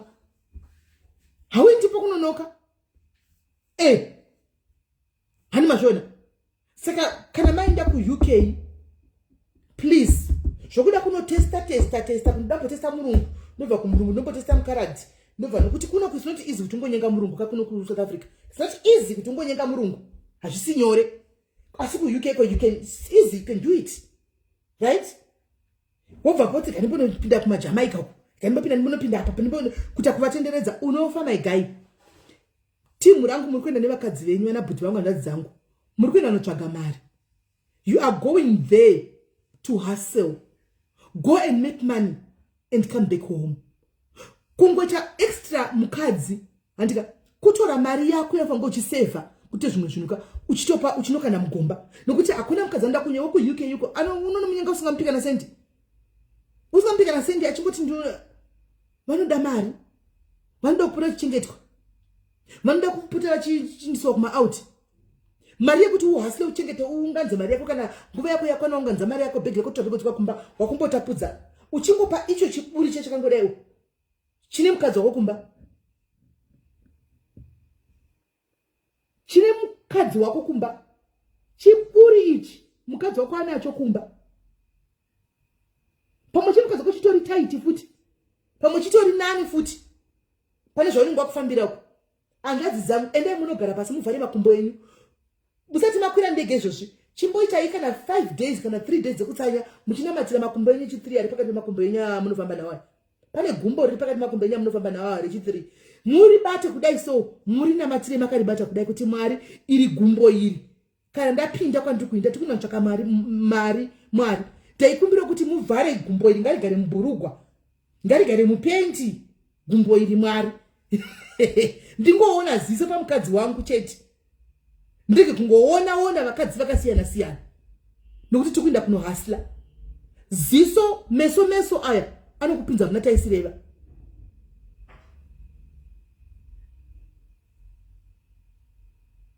animona vanokupinza kuna taisireva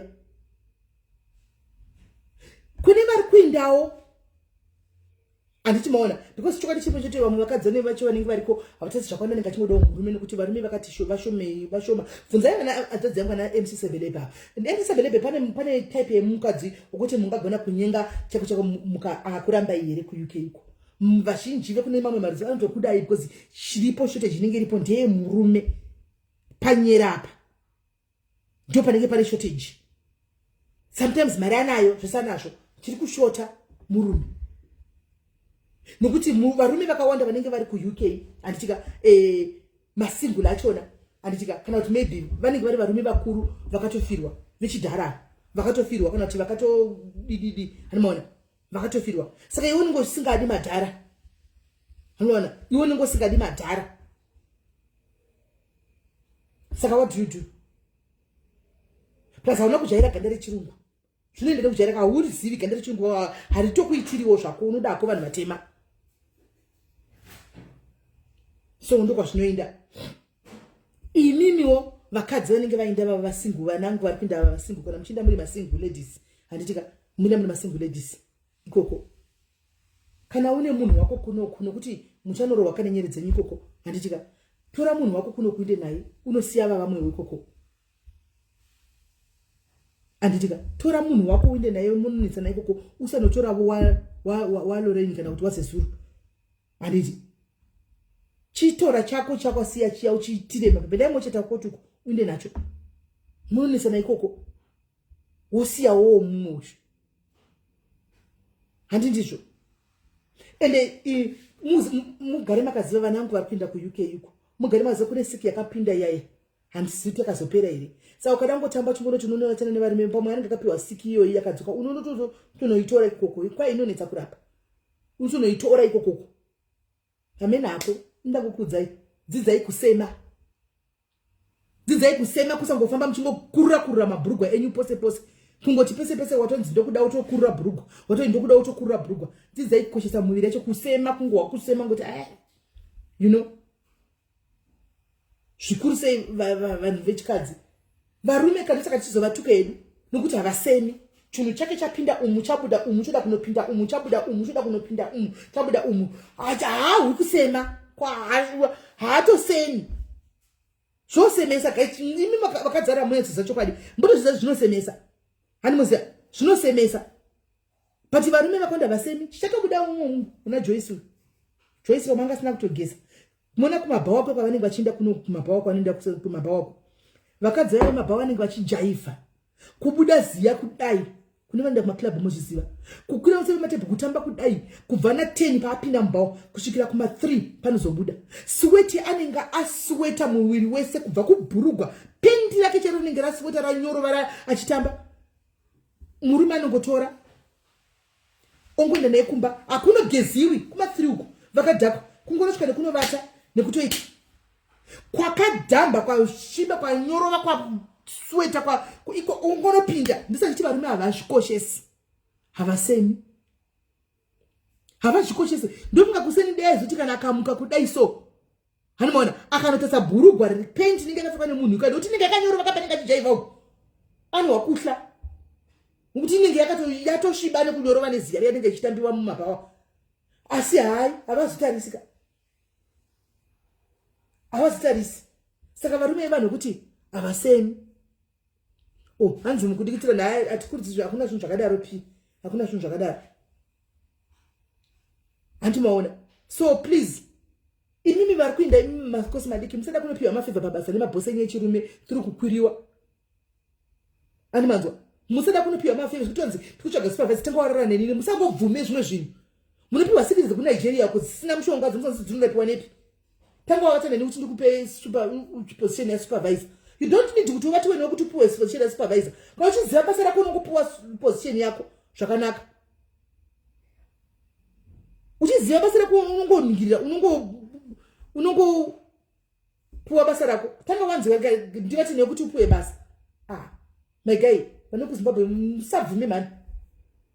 Musabvume. Hani muri kuzviwa. Musabvume. Aiwa musabvume kuva maposi nekuvatiwa pabasa. Zvikoshese. Zvikoshese. Musabvume kuva posi nenyaya yekuti vanhu ndakuvatiwa pabasa. Zvaini zvakare zvazviya. Siyanai nazvo vanangu kana makuenda. Kwai vane magaro gawanyu mumakosi rabish. Manje vari kupinda milimeo. Vari kupinda vanhu vane mazigaro vari kutopinda zvekutodaro. Ende hamuna zvamungaita. Handimaona. Saka tati tionesane. Handimaona. Tati tingoonesanawo nokungoudzana. Handitika kwatext asi ndirikuramba chidzokera pakutsimbidzira papa pakuti please musatengese dzimba namastand kana muda kuinda. Don't. Dzimwe nyika dziripo dzekuexplora. Kana wawana mukana kumwinda. Asi chatokwatoziva kuri izwa kavhurika iko zvino kwakauUK ndo kwakavhurika kando kune mukana. Ndo watotoziva kuti mukana wacho utoripo. Umeona? Garo ranetsa mucomment section. Saka vasinawo magaro vaya musanyanya kuzvidla moyo. Musazvidle moyo vasina magaro vaya. Munodla mapotato nemirivo. Magaro anozokura. Animanzo, munopota muchidlawo mapotato nemirivo. Magara anokura plus magara it's not everything. Kune vari masingatodi magara. Varungu vekuna nepi havatodi magara. Vanotoda zvimaslenda manyama. Hanzi masiya kusiya underage. Nyaya yekuti vana venyu underage munovasiya vega pamba. Social welfare inotora vana. Social services inotora vana. KuUK kunotogwa vana guys. Ndo basa social services inenge yakamirira pamadoo ende zvikadzi zvezvivanhu azvitambi. Zvotoita kunge ndizvo mwana wake asiwa kana zvoenda kunotora vana vavanhu. musasiye vana ma-under age ari ega pamba. Hanimona hamene panyaya kutsiugwa apa kuti mungati kwa advise kuti kudi vanhu vari kuUK kasi kuchandakaona kuUK wawo usatuke mwana kuti iyo futseke mani iwo chide akangonoudza madam kuchikoro ya under investigation akangonoudza ticha kuchikoro chete kuti ndanzi futseke my mother zvetoite zvozvo kuno kuAfrica kuti tinobata mugoti kudai so chiti ndokurova nemugoti akangonoudza ticha kuti mai vangu vanondibatira chistiki chicooking stick vachida kundorova watove under investigation mwana iye anogona kuyakatogwa anogona kuyakatogwa hameno munimisira bereki mozongofigawo out kuti moningirira vana venyu sei motsiura vana venyu sei because pavana papari tricky pavana pado panotori nenyaya yese vana vanoenda shuwa ende vana vakada kuenda kunonyepa kuchikoroko anti vana vadiki zvanenge vachita avazive kuti pavanonzi foster handimaona unogona kunopiwa family isingaiti vanenge vachitofunga kuti handimozati vana vanenge vachiti mama wedu vanobowa dede yedu vanobowa saka achinzoti nombotoga uchienda kumwe anenge achifunga ndikuindiswa kuheaven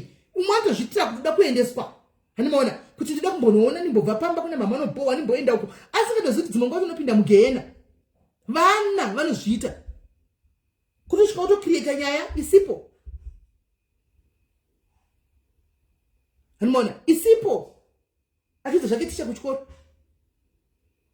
achingoda kuiswa kumafoster nokuti ane shamwari yekunzati ndiri kugara nemafoster parents angu they treat me like this they treat me like a king but like a queen she otoda kuti unocreata nyaya kuti adai. As you remember this kid? I know, I remember. Hanimona. Saka panyaya dzevana pa ameno kuti mukarova vana vanyu vanotogwa. Kwa anotoenda achiri kuchikoro panoti unotwa mwana konzi mwana atogwa. Handi muri kuzvinzwa. Saka panyaya parenting ina handingazivi kuti munonozvimisa sei kudzimba dzenyu nevana venyu mungozofigure out asi matips ndiwaya musatifutseke kuvana musashaute kuvana find the suitable way yekuti makadzikama motaura nevana musasiye ma-under age ega pamba because next week angoti pane mwana asiwa pa next door ega apa munowana adoindiwa naye they don't secondary nekuma primary they don't china unodowana totogwa toindiwa naye naimi vana vanotogwa ava vanozodzoswa here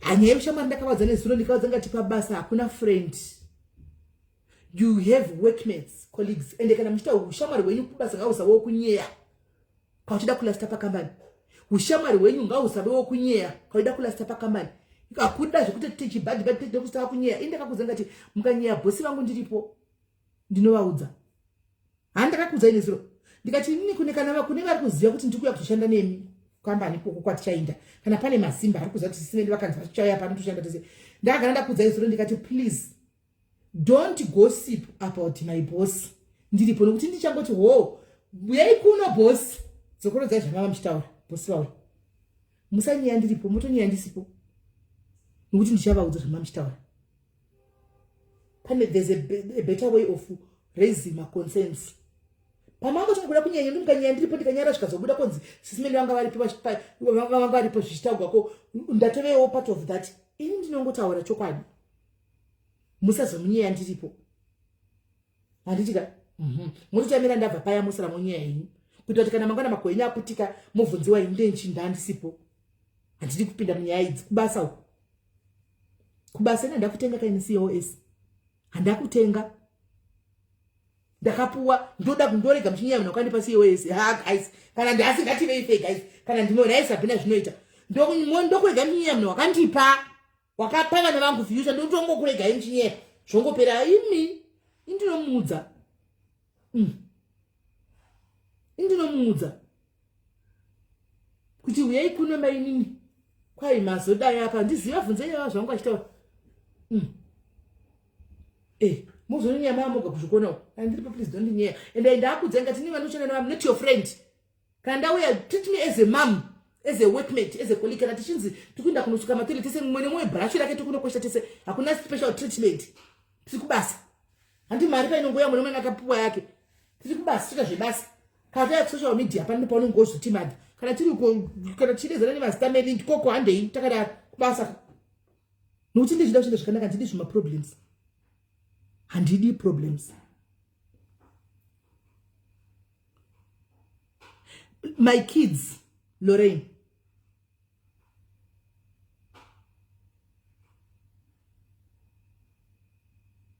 ani mazviona handidi. Don't kwai chiina maichali don't nothing to do with prayer. Is that logic and simple? What? Anda kuisadza korodza pamwe tutomisa point kapa. What chii maichali? Don't nothing to do. What kudiko? Urutati bvumzi kuna matai. Hanzi varingoda bigwa tea every 5 minutes. Chirasina kundikumbira here kuti ndibikirewo chindongobika. Hanzi chiko maichali woda tichiko apa.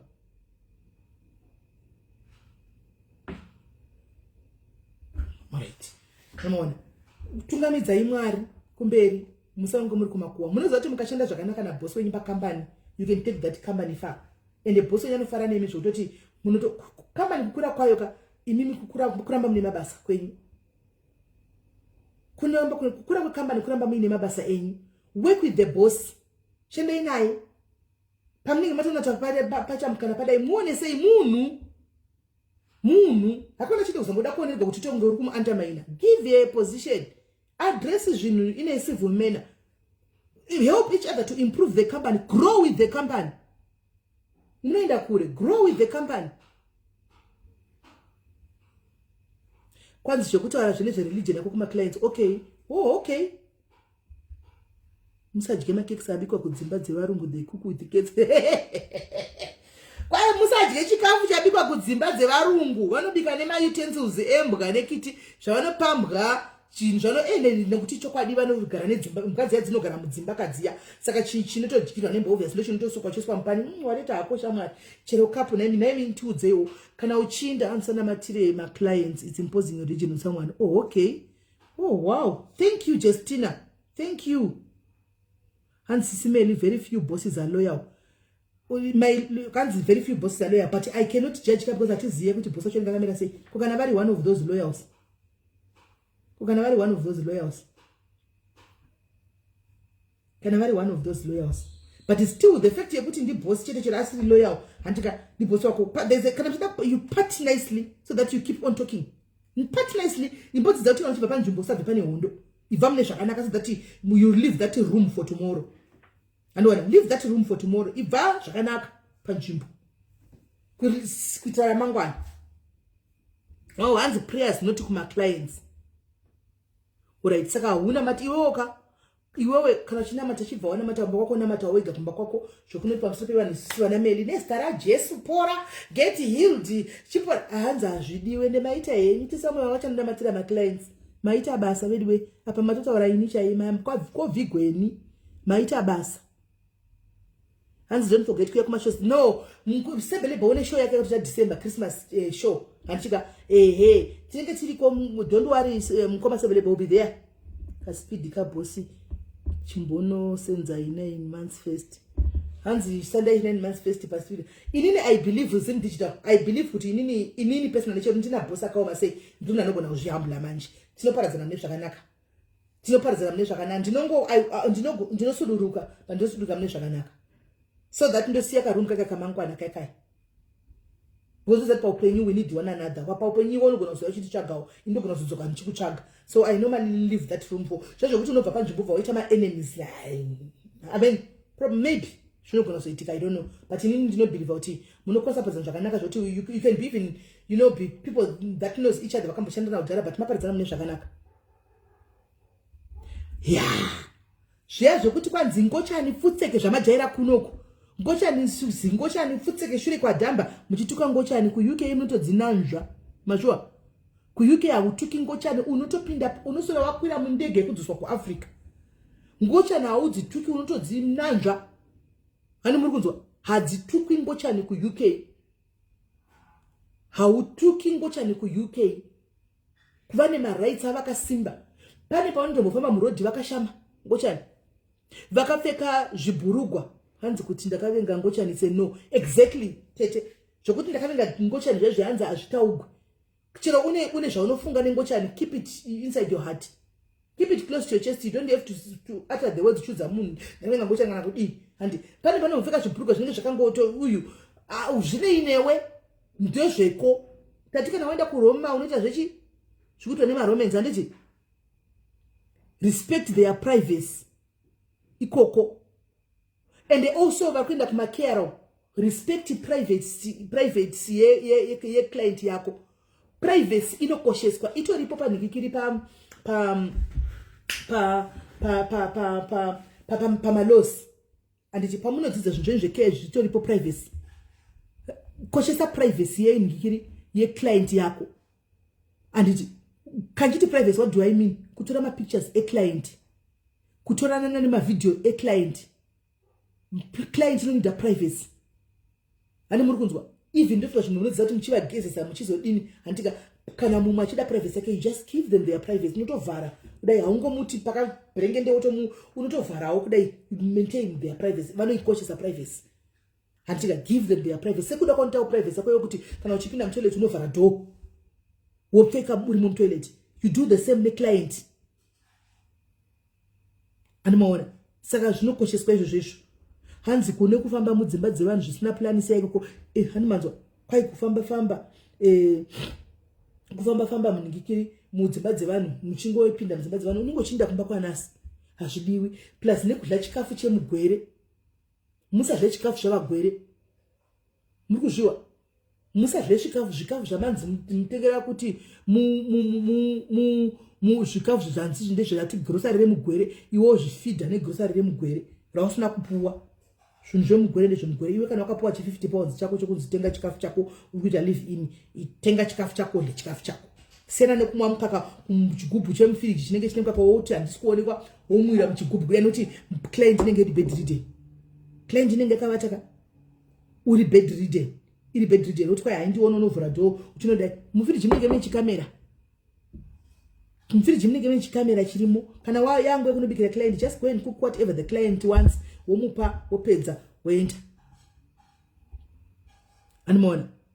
Hands don't usaudze client nhamo dzako indirectly begging. Zvoda kuigwatsisa chinomudza kuti izvo zvindakasiya vanangu Africa kwai havana kana chokudla, havana kana kuti kudi kwai hazvidiwi nokuti client dzinotaura. Kumwira mukaka muchigubhu, kudla mapudding ema clients, kudla ice cream ye client haudli hasi zvako. Iwe kana wachishanda utakura ka lunch box kako uinde unodla. Unombuya kunzi lunch tora kasadza kako kakaya uzvidlire ukutesere nechikafu chavanhu. Vanoleva kwai chikafu chevarore, vanoleva chikafu chevarore. Mutadza kutama. Handisi mumwe munhu anenge achishanda neclient. Handisi unenge waenda kuseni kubasa ikoko kuclient uya anoswera naye. Hati ndikunosandachana ndega kane client kandi chikafu chiriti. Ndiwe unotomubikira futi. Unobva tsega ndizvipakurire. Chisi chako.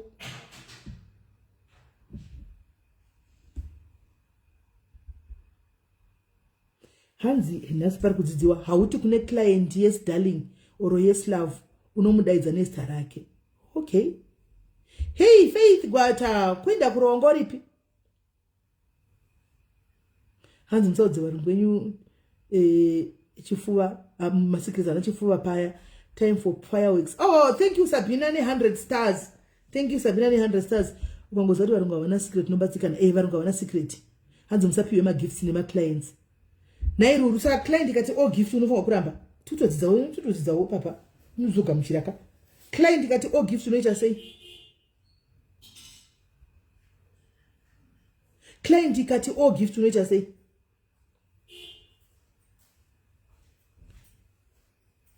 Handisape client gift or utambira gift yuwi.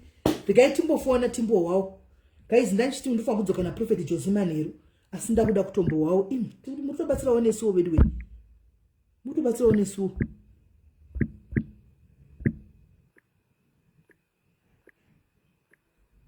mutobatsira onesuwo mbofona itinzwe guys.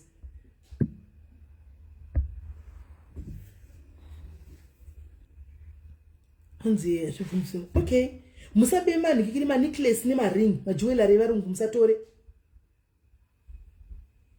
Hanzi zvinosiyana kunonopiwa uya ari kuisland hanzi kunopiwa ma gifts. Chifona itiwe guys.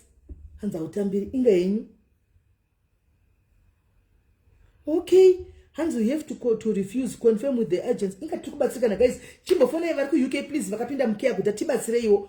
Tell us some of the do's and don'ts tikutodzidza. Some companies have strict policies on gifts upon nogonodzingirwa basa Kennedy chaiyo. Okay. Hence you tell the client to take you to the office. Okay. even mafruits akashata akakuti take usatore, even kuno kuAfrica iriko mutemo. Okay, thank you Sabina for the 200 stars. Inga Sabina sinari kudira masters ari woga very way. Sabina waitako, Sabina ambodira masters sure. Istombokanga mauti ne masters katombokanga makumbira masters. We have to declare the gift mwana kupozoti wakaba. Wow. Apa muzati ndatobatsirikana oneni. Ndatobatsirikana ningo singasika uskonzi. Oh, what thank you very much. Uti uchira God bless you. Unengo singasivi. Kwanzi ndakapiwa 1000 and I used to get Christmas gifts. Hanzi as a worker you also have rights. Musajairi kumabasa hair, that one is very true. Usangozobvuma yose kubasa. Nokuti even vanongoshandira vanongochengeta vamwe vachona anogona kuti handiti kune vane care plan yavanopiwa yaya vanochengeta vanenge vane care plan yavo ka pamwe chidhakwa chakandichisa mwedoro chobva chakuti oma ndipedo nditengere doro ndidai ramba. Andiona you stick to your care plan. Care plan yake yaya handitika you stick to that.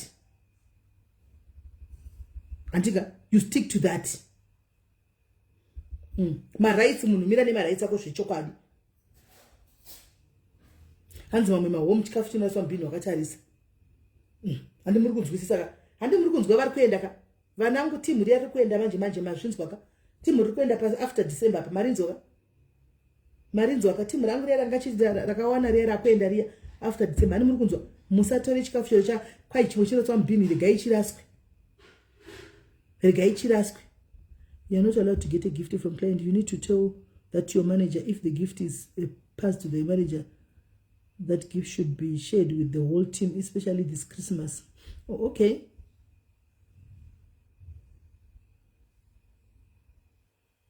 Hans pane wandoziva my way.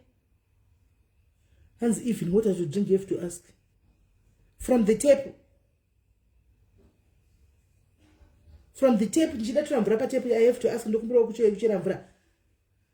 Thank you, Sabina. 500 stars. Never do impress Sabina, my love video. Dokumbura mumbozo Sabina, my love video. Timbo appreciate. Cause I some stars. It's at 800. Impress Sabina, my love video. Dokumbura impress Sabina, my love. Thank you, my KuUK.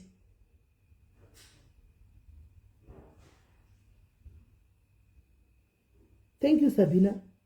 Imi murukuti. Volume ndeyako bibu ndeyako volume vamwe vese nema volume kunoko imi murikuti mimi alright sigaitinzwi uye budu hello dear SIS MELLY muri kuseng kaufa kwai tinofanwa kukumbira mvura patable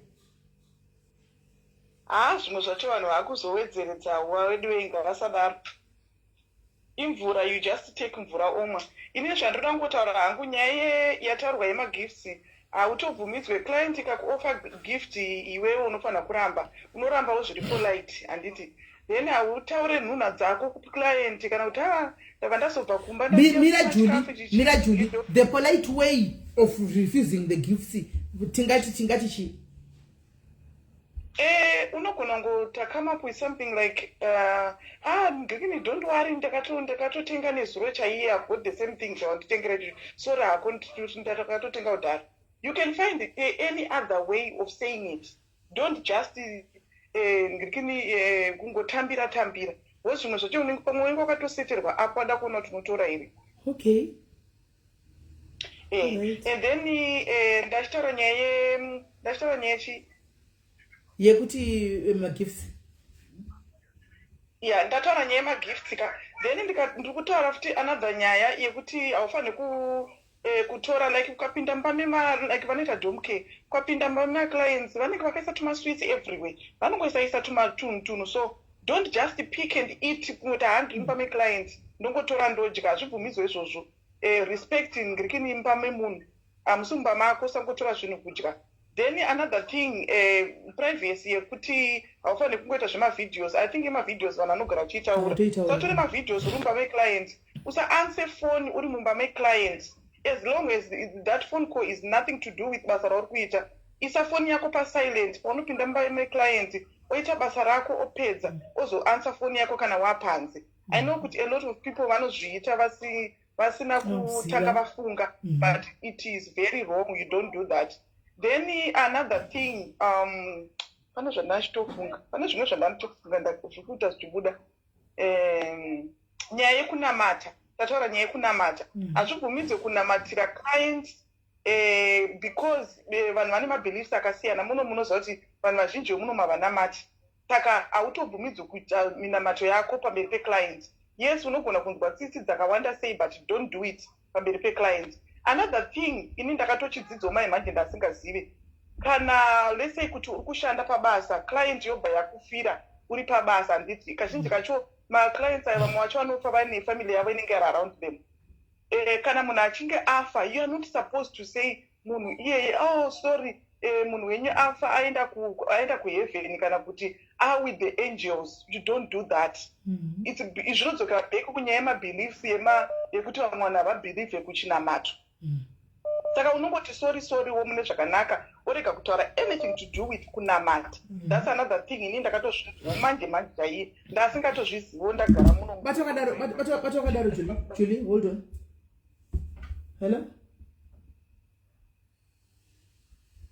Hello? Yes? Mushe kanjani?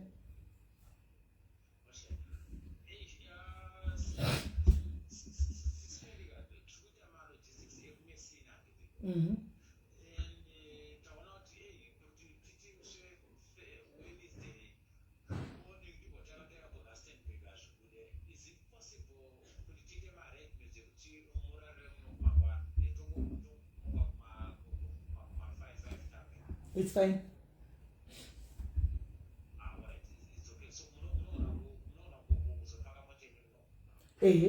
Kupi kwacho.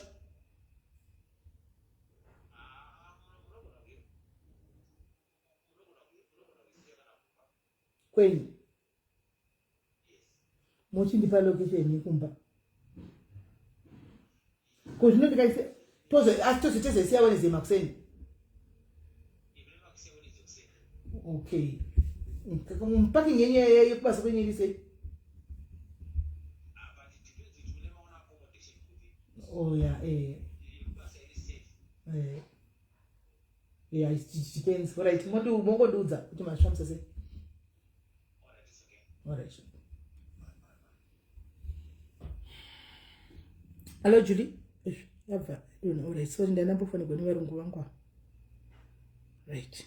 Sorry Julie, ndafunga kuti uripo wadi wakanamba kubata. Right. Hello. Hello. Ndiyo, takunzwa manje. Okay, ndandambotaura panyaya ye-offering as well. Kana uchipa client either anything, offering personal care, you offer first either under shower, arikuda bathi, arikuda chi, or what time. You don't just come and say, I'm giving you personal care, I'm giving you a shower or what. You offer them first. Even my meals, our child, you offer what they want to eat. You just don't think that anasinda kumpa salad kanda upama potato. Unotomupa choice yake. They've got their own choices. Kana dress chairo unotobvunza. What do you want to wear today? What time do you want to get up today? What time do you want to go What to food bed? do you want to eat? Yes. Even vachiona TV yava ikona ngosvika uchinofula pamachannel. TV yake isiya kunyange une program yako yefavorite. Wona naye iyoyo yaarikuda iwe. You just have to respect their own, especially my properties. Respect their own. Thank you.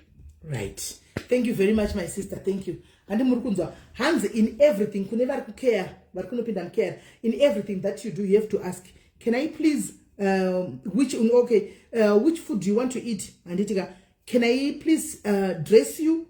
And itika, there has to be a way. There has to be a way. Yekuti utaure navo, zvisina kunge ukomanda. Handiti maona kwavari. Handi murukudzidzaka. Hanzi endai yenyu ndikatodzingwa basa ndidesi unojaira primrose enda handuna totodzidza, so we are getting my points papapa. So kutodzidza paunosho, remember uchisvika unda training, you go for training as well. Handona you go for training kungoti nini zvinhu ndinozviverenga strike plus semunhu akanga ari kwakambo ndakahwisisa ndozvakanakira kana maenda kutraining, pay attentively kana zvichitaugwa, pay attentively even indakatoita mikosi yekurestraina vanhu vanorwara pfungwa vavai kuti unotovahendla se izvo zvindikatonzi ndapa unovahendla ndinotonyatsoziva kunyatso kuvahendla kuti ndodai because chero pandakatonyora mubvunzo chako ndindaita number 1 kubvunza mubvunzo ndini ndagara ndine dutu remubvunzo chibvunza saka apa matodini tichitodemonstrategwa tichitoita anoona saka zvakanaka kuti kana muchidzidza papaika hazvisi kungozi kungoita training kungoti nje itraining kuti udzidze unyatsoziva because ndo pane life yako ka ndo pabasa pako. Hanzi ruru indakaita live ini kune imwe chembere haitodi kuti ubike oro kudzisa chikafu mumba make lucky company ine flat yemakerasi ipapo kunozvibikira pa break time. Handimaona hanzi unenge usatosangana nedementia kubvunza zvese izvo. Hanzi go with your water or ask. Hanzi may you please do this for me. It's a good word to ask someone. You don't need to shout or even mainini vakambonzi mainini maimaya vakambonzi vakamboenda kune murungu waishanda naye murungu aive inonzi disorder what ye anhasi anenge ane chichi anongochinja mudhu so mudhu whatever mezvo madisorder yanayo handitika saka handivi vanenge achinofanirwa kungofamba naye uchimutevera munhu uchingoona kuti kudindini asi munhu uyu ndova pane paida kutizera aida kuenda kuboyfriend yavakati aiwaka tawindi andoona hazviiti unofanirwa kuti tonge wataura toda kudaidai inovamudza anoona saka anga kuita zvenharo andonoripota kunoudza kuagency ndobva kuagency kuti munhu ari kudai anoona ndobva agency yazouya kainoya inoziva kuti tohendla sei munhu yakutanga kuhendla munhu waichitaura kuti aiwa so avaenda yakasara ikapinda mudhi ikasara yakati yo snitch bitch snitch achibhenga madho achivharira madho apa musoro chona iwe vatako anoona snitch bitch you snitched me you bitch get out of my house bitch snitch you snitched me snitches which vakavachitevedzera kumanda kavata pasina kuseka zvikanzi nhasi kwakwakaoma ndikanzi bang do ndikanzi kwaigumuti mapiriti imwe mapiriti kwayakati I don't want from a snitch, don't want pills from you snitch. Ndakafana kuseka saka zvinhu zvaunosangana nazvo izvozvo guys mukeo. Hello Sabina.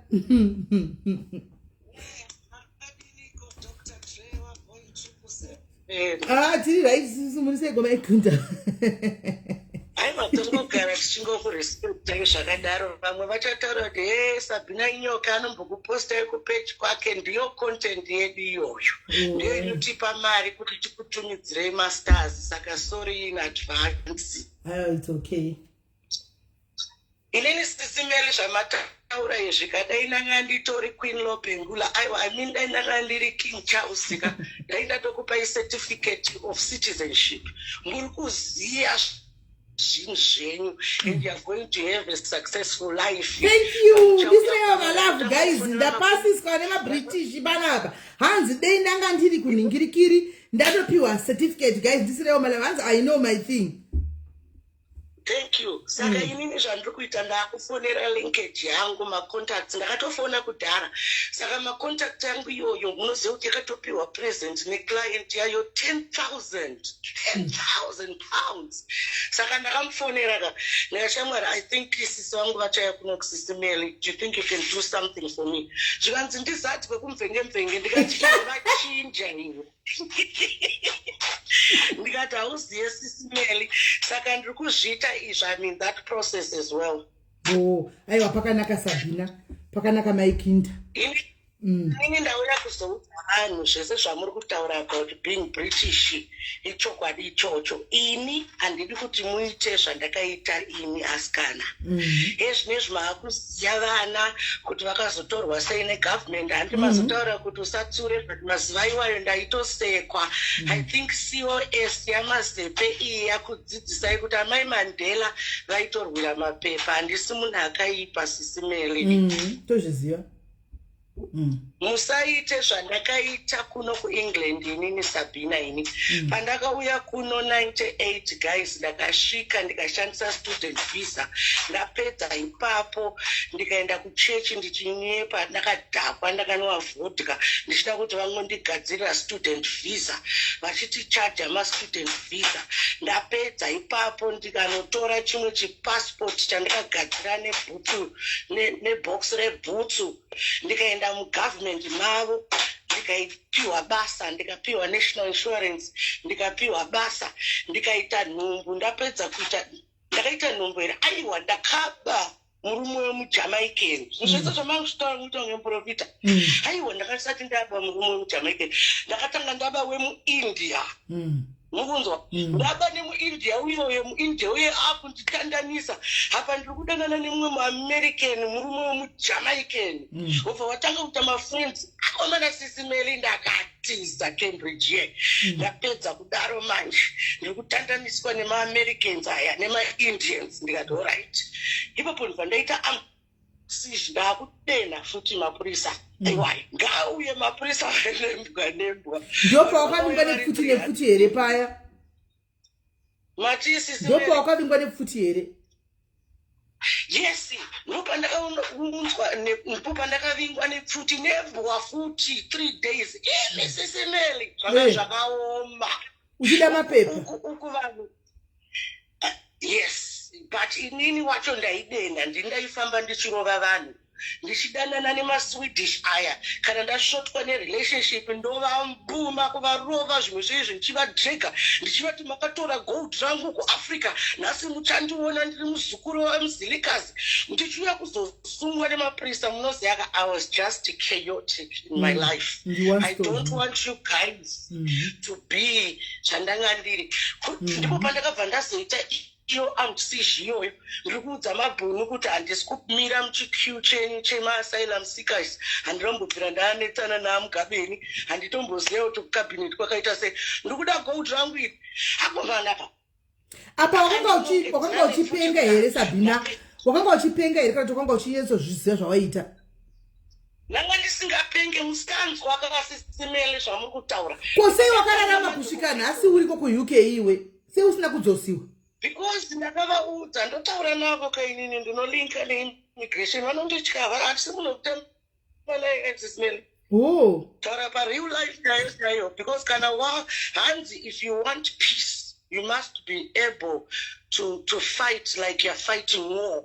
Right now SIS MELLY inini I'm peaceful vana vamaBritish but tichidzokera ipapo SIS MELLY ndibva ndatanga kunyepedzera kupenga ndakuda mapepa zvikanzi uri ani kwaiwewe ndikandiri muprofita ndakashudwa nemataser gun ndikakandwa kufupo iyoyo ndoiziva iyoyo wakandiudza iyoyo kudhara ndiyo yakazofonerwa nemakazens angu ayai vakuchidzanopenga munhu nandakurwira mapepa manje musafunga kuti kunyepa musafunga kuti kunyepa it's a true story zvari kutaura inyaya yechuwa yakaitika newspaper akambotipa chiarticle chemunewspaper chakabuda iyoyi yavingwa nepfuti dzodzidzi iyoyi inini kuti Sabina ndizonyatso kutozomuzi apa anokuudzai kuti musaita zvandakaita musikanzwa ndaita ini Sabina indozvidai nemusikawa but uyu aive nemusikanzwa chaiyo because kuti ndizoziva Sabina hama dzake ndasingavazivi nini vakandifonera Sabina uyu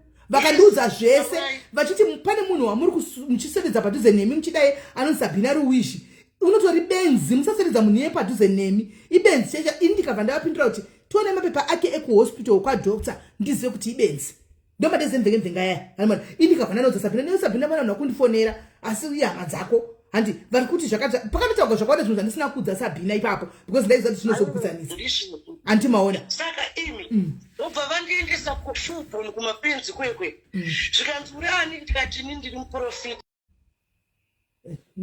ndiyangu network yake yatisi ndechokwadi nyaya kutaura ende madhezi waendo paita zvechikomana so achiita kunge transgender so achiita zvekumajimu munoziva kuti Sabina ndimuzatanga rebounds kumabhawa network yekuda ichitiza guys, network yekuda ichitiza. Sabina kanga ari munhu aiwe aita zvokumira kumabhawa achinonga varume achirashira varume pashi, achinonga varume achirashira varume panze, ari bouncer repabhawa. Antimaona ndora ngari basa rake, saka ipapo aita zvichi gangster. So Sabina ne matatuka ane matatu tatu, saka aita Sabina ngosi transgender ere paya achita zvinhu zvichi transgender. So ipapo asari mukadzi waizongona face kuti ndechikadzi. Ndinozi Sabina ndimuzati ari fiti, muzati ne body yake yakaita kunge yemunhu rume, anomuziva yaSabina ane body ngori fiti. So saka zvinhu zvakutaura ndezvechokwadi asi zvokunyeba. Sabina ndezvechokwadi. Imi vanhu vakatanga kuziva Sabina paya pakatanga kuuya kuna navhenge paya. Hani mukuzati Sabina mese muchiti mudzingai Sabina, mubvisei pano anopenga, munhu anopenga. Ini ndichimira naye ndichiti munoti anopenga, tipei mapepa ekupenga tipei mapepa akatadza kubuda, ngati continue iwe Sabina upengi. Anomaona achingonakidza vanhu zvake paya, but musikawa andozatanga naye asi anga achipa point yekuti mukati ndakabva from one man to another, ndichinetsa muUK, musazviite zvasiyana. UK yakudhara neUK yako zvino zvasiyana, nokuti kune vamwe vana vanotobva kuno kuAfrica nenga nemusikawa seyake iyo Sabina yaita. Ari kuzama kuti musaita musikawa sezvandaita. Iko zvino unongochindi kuda kuti zvaita na Sabina kuti ndione mapepa, unotosungwa obva wadepotwa usina kupuwa mapepa achona futi. Anomaona ndikudhara kwavaita izvi. Iko zvino let's do things by the book. Anomaona let's do things by the book. Anomaona hatingoita zvinhu zviri straightforward. Anditika any other pointers aripo mama pointers video vanhu vakawanda vatobatsirika apa. Anditika any other pointers dziripo, kuti ndada kuenda kama neru prophet wenyu vakati vada kuuya panapa prophet Josi, saka vane nhamo dzavo nematambudziko avo vaya time kuma 7-8 tosangana pano moya mona matigwa. Anditika right. Hello. Sorry, SIS MELLY. Network yanga ichisa. Saka SIS MELLY zvangu ndoda kungoudza madiaries kuti pandakauya kwaSIS MELLY manje mapepa anga asabuda. Kunta is teeth nka. Kunta ari kubuda mazino, saka ari kuti yes, saka but I want to make this point. Malaiva ndakatanga kuita kwaSIS MELLY ndo akatanga kuendeswa kuma YouTube and everything. Ndo akazoita kuti government iziye kuti I'm sane. Mukunzo kwaSIS MELLY. Saka kana mchiona ndikutumidzirai tuma chicken tuka, musafunga kuti ndiri kupenga. Ndiri kutotenda kuti makandipo opportunity to prove myself sane. Pandaida kuzviprova sane. Muri kuzvinzwa mukoma? Saka thank you very much nema diaries kuti makatanga Boeing 777. Saka immigration yaitowacha everything I do. Ipo pa social media, you see, and I ended up being in more problems and more problems. Problems were following me, and it was to do with police. Like police were actually called ever since I've lived in England, at least maybe 200 times. Yo, Sabina. Yes, 200 to 250 times. Sure. Saka ezvinezvi handichatamba nemajamaicans, handichatamba nevarungu because ndaiva mbuma and everything else, you know, because I was so angry. Saka inini ndichizoti ndoda kuita zvepersonal training izvi because ndikaenda kuinterview vanobva vangoshedza mapurisa pavanoona I'm sick mother fraudster zvakawanda kudai. Saka pandakaenda kujeri ndipo pandakatozotanga kudzidzira tuma exercise nekudzidzira zvepersonal training ndabuda. Saka ndabuda ndipo pandakazoitawo personal training nepublic relations yandinoita pano pasocial media yamakandipa opportunity. Ndosaka muchiona ndikuchikuchemerera ndinini kuti tikaita zvetraining mari because mashoma maboy especially vekuZimbabwe or Africans vanoita zvepersonal training izvi toita mari because inini I am highly unemployable. And thank you for your honesty. Ndandiri kutoda kubvunza mubvunzo iyoyo. Thank you for your honesty.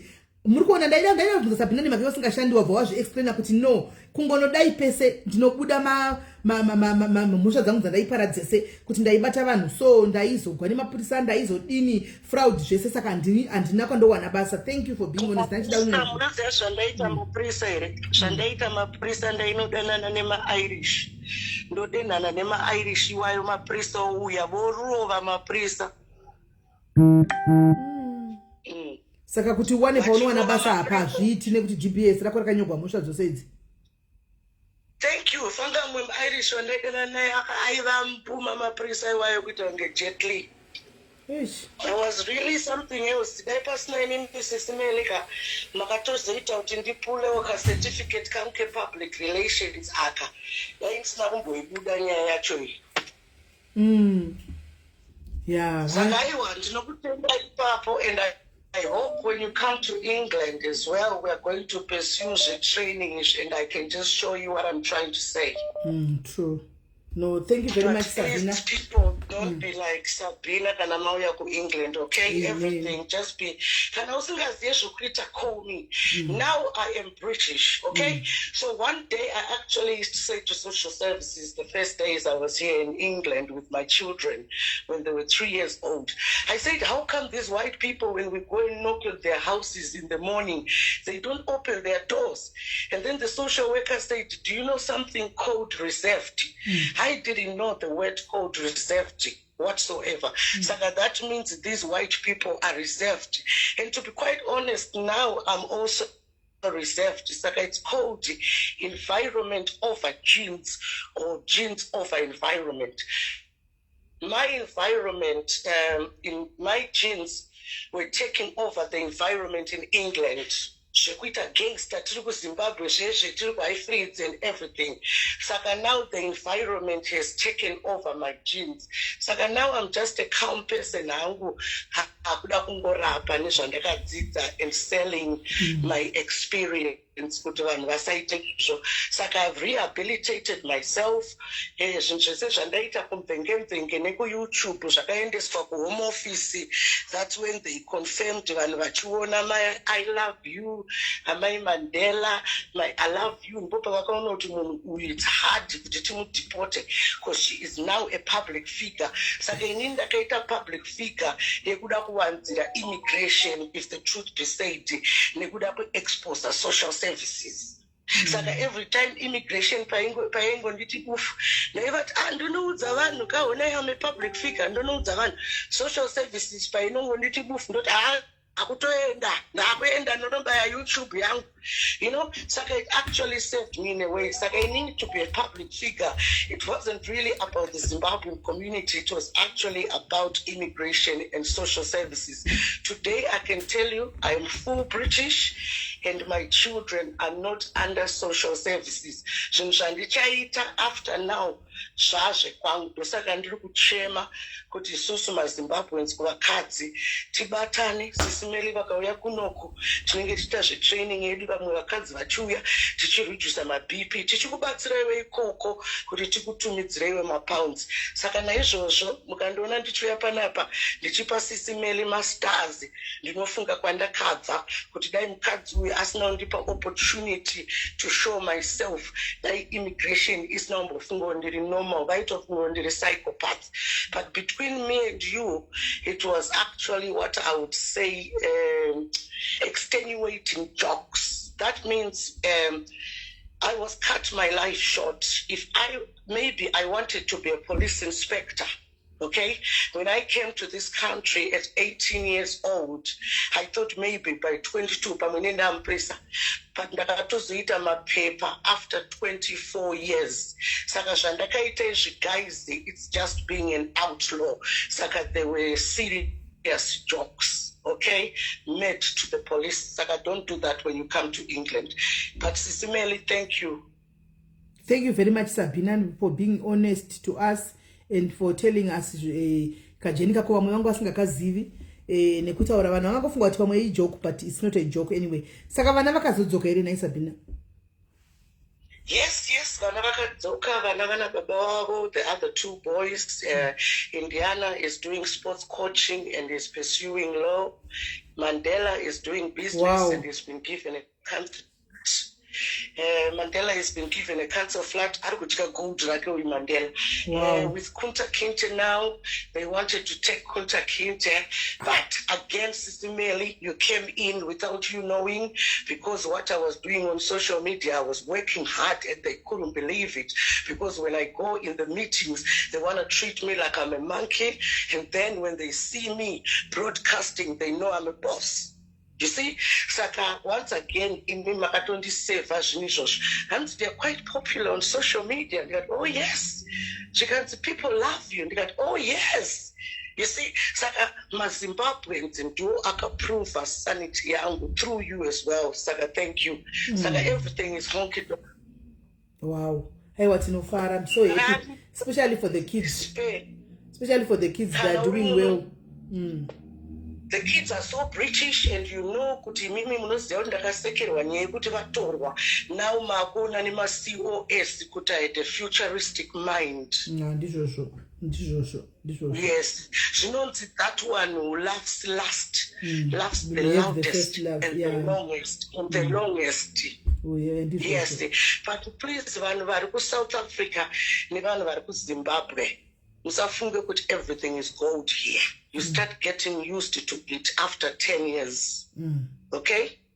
Kana wauya muno England and I was kugona kugadzikana because you will be homesick, and the homesick can lead to depression. That's very true. That's very true. Kana wapinda kunochengeta chembere idzi, chingofunga kuti uri kuchengeta ambuya vako.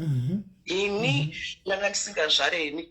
Ndaichengeta tumwe tuchembere twaishusha twandaitakura, asi ndakanzwa izwi raMwari richitaura kuti Sabina uri kundiitira basa iri, uri kudei, ndiri kuda mwana. Zveshuwa ndakapiwa mwana. Kana muri macarers ndapota musauye neattitude. Ziya kuti it's a calling from God. Being a carer is like a nanny weku-Catholic Church. Mabasa anobatwa nevanhu vaMwari. Saka kana uchitobvisa dhodhi iroro zvitoziva kuti uri kushandira Mwari. Ita uchiimba music yako yekuchechi uchibvisa dhodhi, musashushe yakuvava. Varungu ava vamwenyu tinokuona ipanapa muchiti muri kuita malife coaching, muri kuita zvakati, muri kuita nursing. Kuno manese kuno ndo vanonwa doro, vapedza kunwa doro mafosters vomamisa varume vavo zvazviti vanenge vachihura nemanigeria uku tienda kubasa ma-live-in carers aya maZimbabweans ari kuzikanwa nekurova ma-clients. Saka please ndapota kana muchiuya uzochengeta chembere idzi tinoseka edu papoint 777 tichiti hatibvise madhodhi, isusu we are highly unemployable. Takasacrifice mapepa edu, takasacrifice mapepa edu for our dignity. Saka ndinofamba nedignity of shame. Ndichiziva kuti this is shame. Ndakapa vana vangu mapepa. Amen. For the first time, nasi kunza Sabina achitaura zvinhu zvakadzika kudai, guys. Ndikuona nemimi vhinu comment section. For the first time, kunza Sabina achitaura zvinhu zvakadzika kudai. Am I formed? Because the COS yakuvhurai maziso. Imini ndanga musina kuvhurika maziso. Ndanga ndakamira kuti muvhurike maziso. COS isivhulile amaziso enyu. Seisisi Sekuru, you remember that Sekuru Signoro? I know. Yes, SIS MELLY, but listen to me, guys. Inini, from the age of 19 to the age of 24, I made more money when I was an illegal immigrant. Okay? So don't be fooled and then bus at the same time. Okay? I love you very much. God bless you. Oh, thank you, Sabina. Thank you very much. After I go back to the comments, wow, everybody's shocked. Everybody's like, wow. Sabina, this Sabina, Dear guys, dear, thank you. Anoziva paanotambira kune kuti kunde kwemajokes. Ukutiri serious. She came serious because as that you are not serious. We're talking about life here. Thank you very much, Sabina. We really appreciate you. Thank you. Inini panda kudza iwo futi musikanzwa wangu ku England. Ndikukudzidzisa kuti musazonyanya uchishidzirwa nemadon'ts too much. Be free. Inini yesterday I was driving at about 3 a.m. in the morning. Ndichienda kumba kwa Indiana uko anga achida mushonga wechikosoro. I was feeling good like a British. Usazonyanya ubvo wazvisungirira unge mutorwa. Fambai makatarisa mudenga muchiona zuva. Vanhu ava vakaba gold red at the end of the day. God bless you. Bye. Love you. Thank you, guys, Sabina. Thank you, Mandela. Thank you. Bless you, guys. Wow. Wow, mazvinzwaka hanzi endai kubasa munoshanda asi musanyanya kuzozvidzvanyirira Antika plus respectai vanhu pamabasa penyu apa pamunenge muri. Respectai vanhu kumabasa kwenyu muchiisa zvamunenge mushandira. Anditika mamunzo akakupai nyaya yake akati nyaya yangu yakamira yakadai. Inini tinoseka zvedu tichita majokes kwedu kuti atishande kumadhodhi. The truth is andina kwandinowana basa because of my criminal records andinawo ezvandakaita time yacho iyoyo. But at least I am happy. Hanzi ndakaita I sacrificed my dignity. Mamunzwa first time Sabina ichitaura zvinhu zviri deep kudai. Hanzi ndakasacrifice dignity yangu neshame. Ndinofamba neshame yekuswekwa nekutukwa nevanhu. But vana vangu vave British ndakazviitira vana vangu ini atochembera kasabhina kura anomana asi vana vake vaapari boom vaapari right. So sometimes as a mother you do things for the kids antika out of the love of the kids gonoti apa ndikatodai anditika kuti vana vangu vaite zvinhu zvakanaka mamwe sacrifices aya ataita. Hanzi ndakaita kei ndichibvisa madhodhi ndichiimba ndichisekerera. Hanzi Mwari vakati ndandisinga zvari ani masvinzwa Mwari vakati ndoda chi ndikati ndoda mwana. That's when I got pregnant. Mashoko akadzama iwayo. Mashoko akadzama zvekutodaro. Anomana wow, thank you Sabina, thank you guys, thank you Sabina, thank you. Right. Mazvinzo ka guys saka kune vese vari kutasirana kunangana nendege vakananga kukera mashoko ndofunga tatsiurwa tarairwa pano. Kana une chimwe chekuti unenge usina kunzwisisa I think vana vari free. Go kuna iye Sabina, go kuna nasezisa mtoko, come to me antika touya kutoenda kuna Najuli, toenda kuna vamwe vari muke vanotibatsira kuti vakambobvawo kuke. They will give us guidelines, vanotigaida pausiri kunzwisisa antika pausiri kunzwisisa please ask. Zvikuru sei nyaya yefoni, ngataure panyaya yefoni apa. Zvikuru sei panyaya yefoni apa nokuti foni chavene neaddiction dzemafoni idzi. Uchipinda pabasa switch isa foni yako paningi kana paflight mode chaipo kana kuisa pasilent. Don't answer phone mumba memacleanse ati mazvinzwa. Don't answer my phone. Ipapa pa ndifuna ndopanogona kuzofoirira vanhu vakati wandei panyaya dzefoni apa. Musaningirira musangozodaira mafoni mudzimba dzemaclients. Put it on silent kana wabuda panze then you answer your phone. Ani manzo kuti mosangana nemamwe maclients ekuti anenge asingatodi kana kuti safe food yako pa chitofu chake anenge asingatodi. Ende anzi ask zvakare musati matombo madaira mafoni enyu kana maenda panze you ask zvakare kuti may I please answer my phone. Handitika so tadzidza zvakawanda guys, tadzidza zvakawanda. Kana une paona kanzi musaita depression, kune depression yekuti ukafunga vana ukafunga kumba homesick zvandambotaura kuti social life hakuna. Ndo chimwe chinoti vanobva kuAfrica mufa kuti adjusta kwachiri yekuti tinongutumire zvindatombuda ndatomhanya ndakadai ndadzoka ndabuda ndamhanya ndakadai hakuna. Kana wapinda mumba watopinda mumba anditi maona kana kungobuda kuenda kushopu uchidzoka. Thank you for the stars, thank you for 400 stars. Sabina masters angu atopinda month guys chimboisaiwo masters msiri Sabina by the way. Sabina angu yari wani kuzobesa masters pano team diaries chimbokandewo masters at least muri imi musiri Sabina mbokandewo masters. Sabina isa 1200 stars arika 600 stars uka 600 paper diaries chimboisaiwo masters andimona. Do not answer phones or take videos per premise pemunhu kana uine zvakakosha ask kudaira phone. Wow. Hanzi ask kana pane chinhu chakakosha chinozo chishauya pafoni yako kumbira ndokumbira udaira phone yangu. Usangotora mavideo mafoni iyi nyaya mafoni Mwari dei atibatsira. Mwari dei abatsira vanhu nyaya dzemafoni idzi. Dei abatsira vanhu nyaya dzemafoni. Ndakanzwa kuti mwana yaye aibuda neclient kuti TikTok akazodzingwa basa. Video yasvika kuningikira kukambani kwake. Dei Mwari atibatsira zvekuti kuti mukwanise kudini tikwanise kuti tite abide ne ataura wani lara kuti ndakashanda kudhara. Hanzi ndakashanda kudhara na Sabina. Ataura kuti ndakashanda kudhara ndakaita mari ndichiri mwana mudiki saka zvekushanda handingogona kusashanda ndongorara. Hanzi na mama Peti no social life here. I am suffering with that. Mama Peti hanzi ndiri kusafa nenyaya yekuti hakuna social life. Nai mama Peti kumba kwenyu kwamuri kugara kuya imimi mama Peti nimbokubatsirai. Kumba kwenyu kwamuri kugara kuya nai mama Peti muri kugara muri mega. Ko madi kutora vamwe makosi muvarendese mema kuti muone vanokutaura navo nai mama. Madi kudaro. Because munenge muchingori mega nditi. Madi kuti marumu moisa vamwe masiwe esi vana venyu vari kuya kuti mukwanise kuningirira. Munhu kufonera. Kuti mukwanise kuona vanhu kutaura navo nokuti mukatodikanganisika zvekutodaro.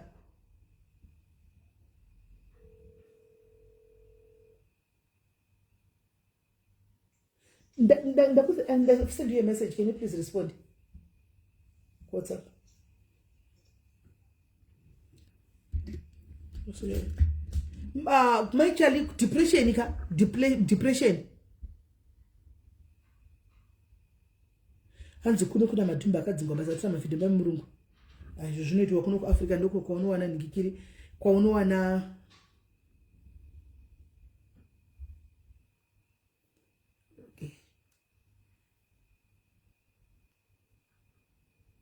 ndoko unowana ndikikiri ndoko unowana vachiita izvo.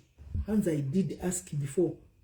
Kumakabvu atizvizivi makatishi Consumer, I'm not the Kubra phone. In 95,000 records. Thank you, Charlie. Guys, can I please talk to the kids in the kitchen? May I please talk to the kids in the kitchen? And I'll come back. May I please? I think you should right to practice. Practice makes perfect. I have to. May I please, guys? Shakira, auntie. May I please send you somewhere? Okay. Ndakusendera ini kikiri. Shakira alipiko ngavure phone yake.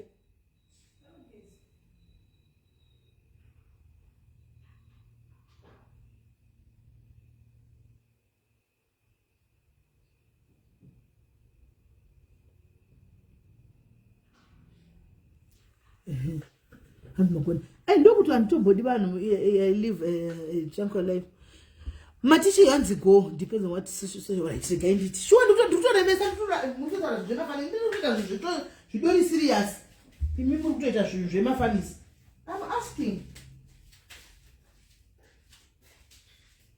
Shakira.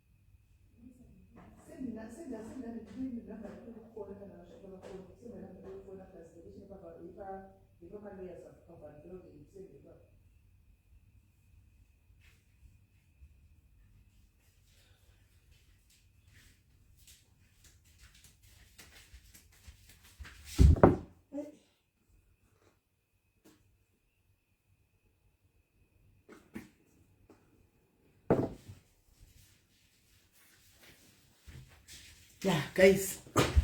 Saka ndonyaya tichitaura anyway. Saka inini hangu guys handichagari.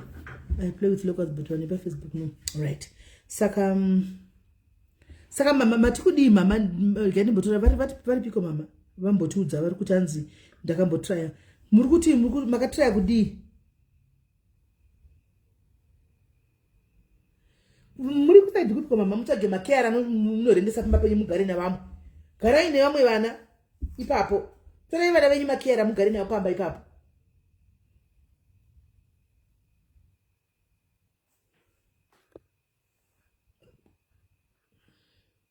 Torai vana mugare navo muri kupi ku area. Muri kupi ku area titsvage makera vari kuda kutorenda vazorenda ipapo.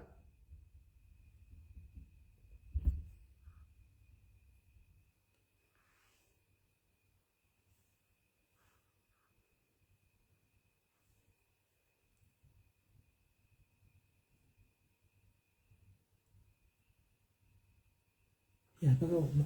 Alright, again kutora nabo kuseri tigonzwa kuti life inda kuti igara chimunya. Sorry titsongwa right. Tosangana na 7 guys. Kana Prophet Josiva uye vanoda kuna matigwa vaya. Tosangana na 7 meya muna matigwa. Si guys, panyaya yemwana update panyaya yemwana zvakaoma asikana. Zvakaoma. Mwana uya nisiro kwa hana kuvata usiku. Mwana kwanza hana kuvata usiku. Hanzi ku E6 wala tigaiti gotsvaga. Hanzi mwana hana kuvata usiku achita senyoka. Vatisenda video mwana achita senyoka usiku hwose. Kwanzi vafuma panga pakacheregwa zvimaturuzi zvazviya. Vafuma maturuzi akafukunyugwa akaiswa panze. Mwana achinzitora maturuzi tinde kunoroya. Tora zvinazvo izvi takutoenda kubasa full time. Saka guys anchatoziviwo. Saka izvo ndafonera prophet vaya saka vativo vachamuya vomutora mangwana. Vati vachatora family mangwana vadati vambogara nemwana vambomuobserva vhiki vanaye. Saka tangoronga kuti vatore mai nemwana. Saka mangwanazve ndakamukazve ndakanangazve kokuya kunosiya mai nemwana asikana. Zvakaoma. Mangwana ndakamukazve navo kuseni vidwe. Ndakanangazve kunosiyazve mai nemwana ikukuya. Mufunge. Saka vati vadambogara naye vhiki. Vachimubatsira, vachiona kuti chichikuitika vanaye paground. Because kana ari kure uko zvinonetsa. Saka hey.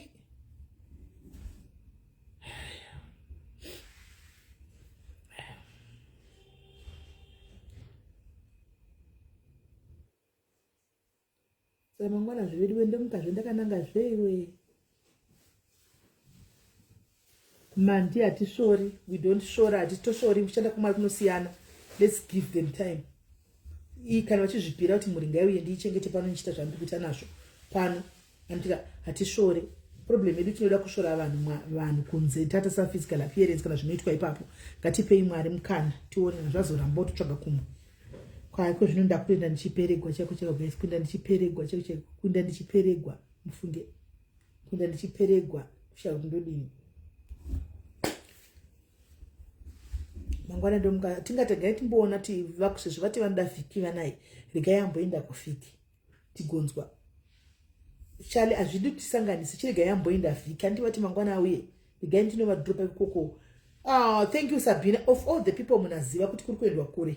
Kuruta kugwavanara ndisabhina kuti ndipei PayPal ndikupei petrol. Ina handina maje PayPal ndine old remit ndokusendera pa WhatsApp yako. Sabhina ega ndiye atirega ndikusirei petrol. Mangwana ndazati ndikudzokera zve gwendo kuya. Ndakari kwenya zve gwendo kuya.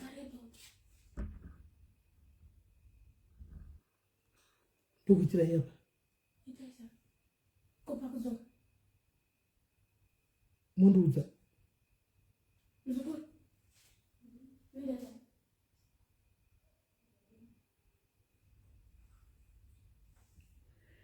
Zvakaoma masikana. Aiwa. Nosvika pakutoperegwa chako saka ndoita sei?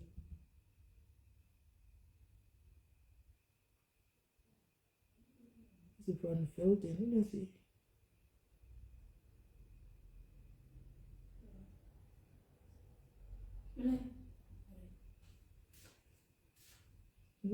Location yake. Unodzi Priscilla kana masvika nditi.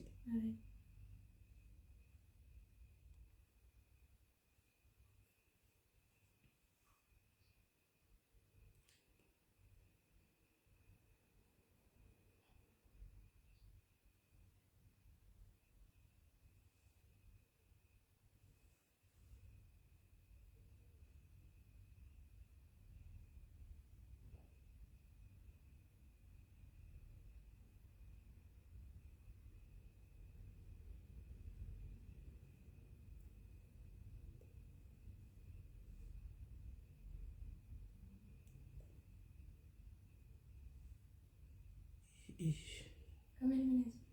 What do that? Look at how we have voltage. 11 minutes. 11. Apa. Look at how we have. Yakupa kwa kuti. And you know request I. 11 minutes.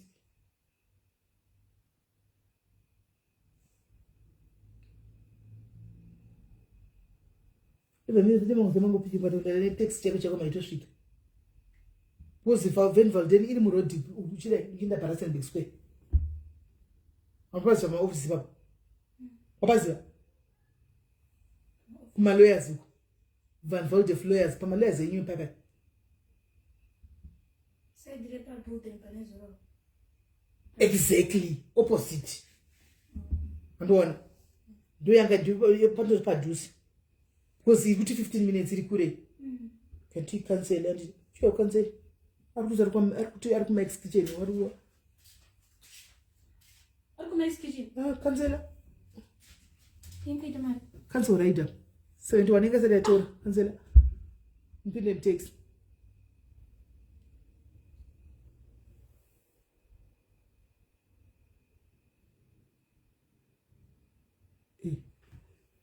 Chitoraenda zandi mukure mindi. Chimanyai kurumidza. Unayo. Chimanyai kurumidza.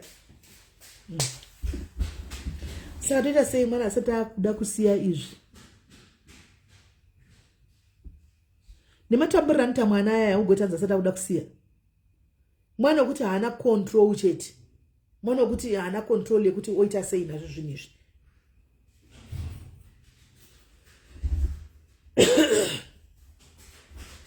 The thing is, they are not praying when they arrive home. Eh? Deliverance process and now. Manya ina umudzoke zvezvi. Deliverance process guys aitwe one day zvinhu zvakafana nezvazvi. Hazviite kuti one day deliverance zvinhu zvakura kuda kuti nzado deliver hazvigoni. Hazviite.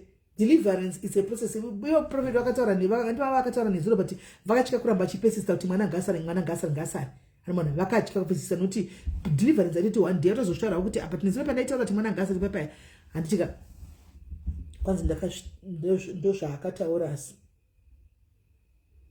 kuti asanda kuda kusiya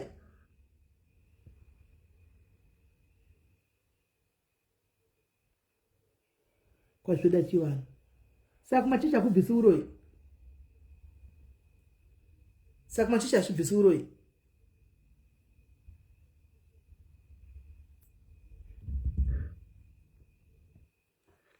shani sekuru vanotaura ava aiwa vana zviripa todove neexperience navo yakasimba vana zviripa kwamangisa atingasanganisi Juliet kungoenda kudeliverance ka1 tototi mwana tonaka ndayamboibatsirwa ikoko tione kuti vhiki parinopera panodzoka chii chinoitika ndayambobatsirwa ikoko tione kuti vhiki parinopera chii chinoitika tongoti one day atoenda kuchechi tototi zvatodai zvinhu zviri pamwana yazvihombe guys zvotoda time zvinhu zviri kumwana yazvinotoda time imbomirai ambotanga timboona uko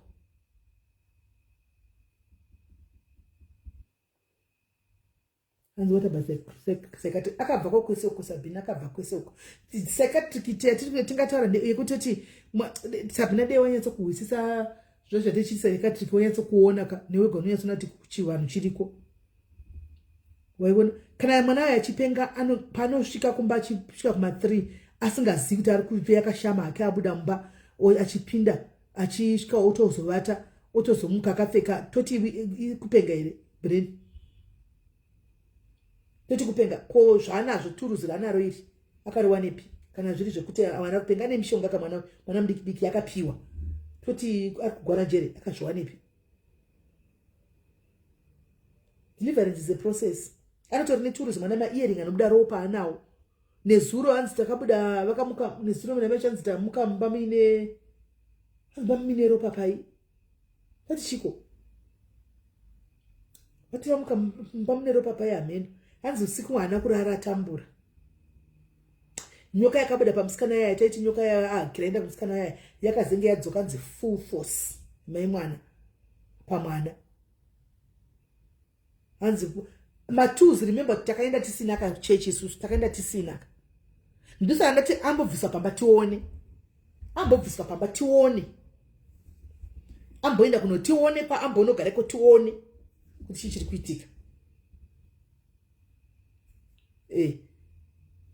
kwanzi zvipashe pachidzaniwa nhasi usiku pachitambwa pachitwa kunge pane haakwanzi zvakaoma saka mirai tione kuti vambomubvisa papa tione chinoitika panenge ari kokoko zvinenge zvichiitika ikoko handima icho nenge vachitiudza tichiona.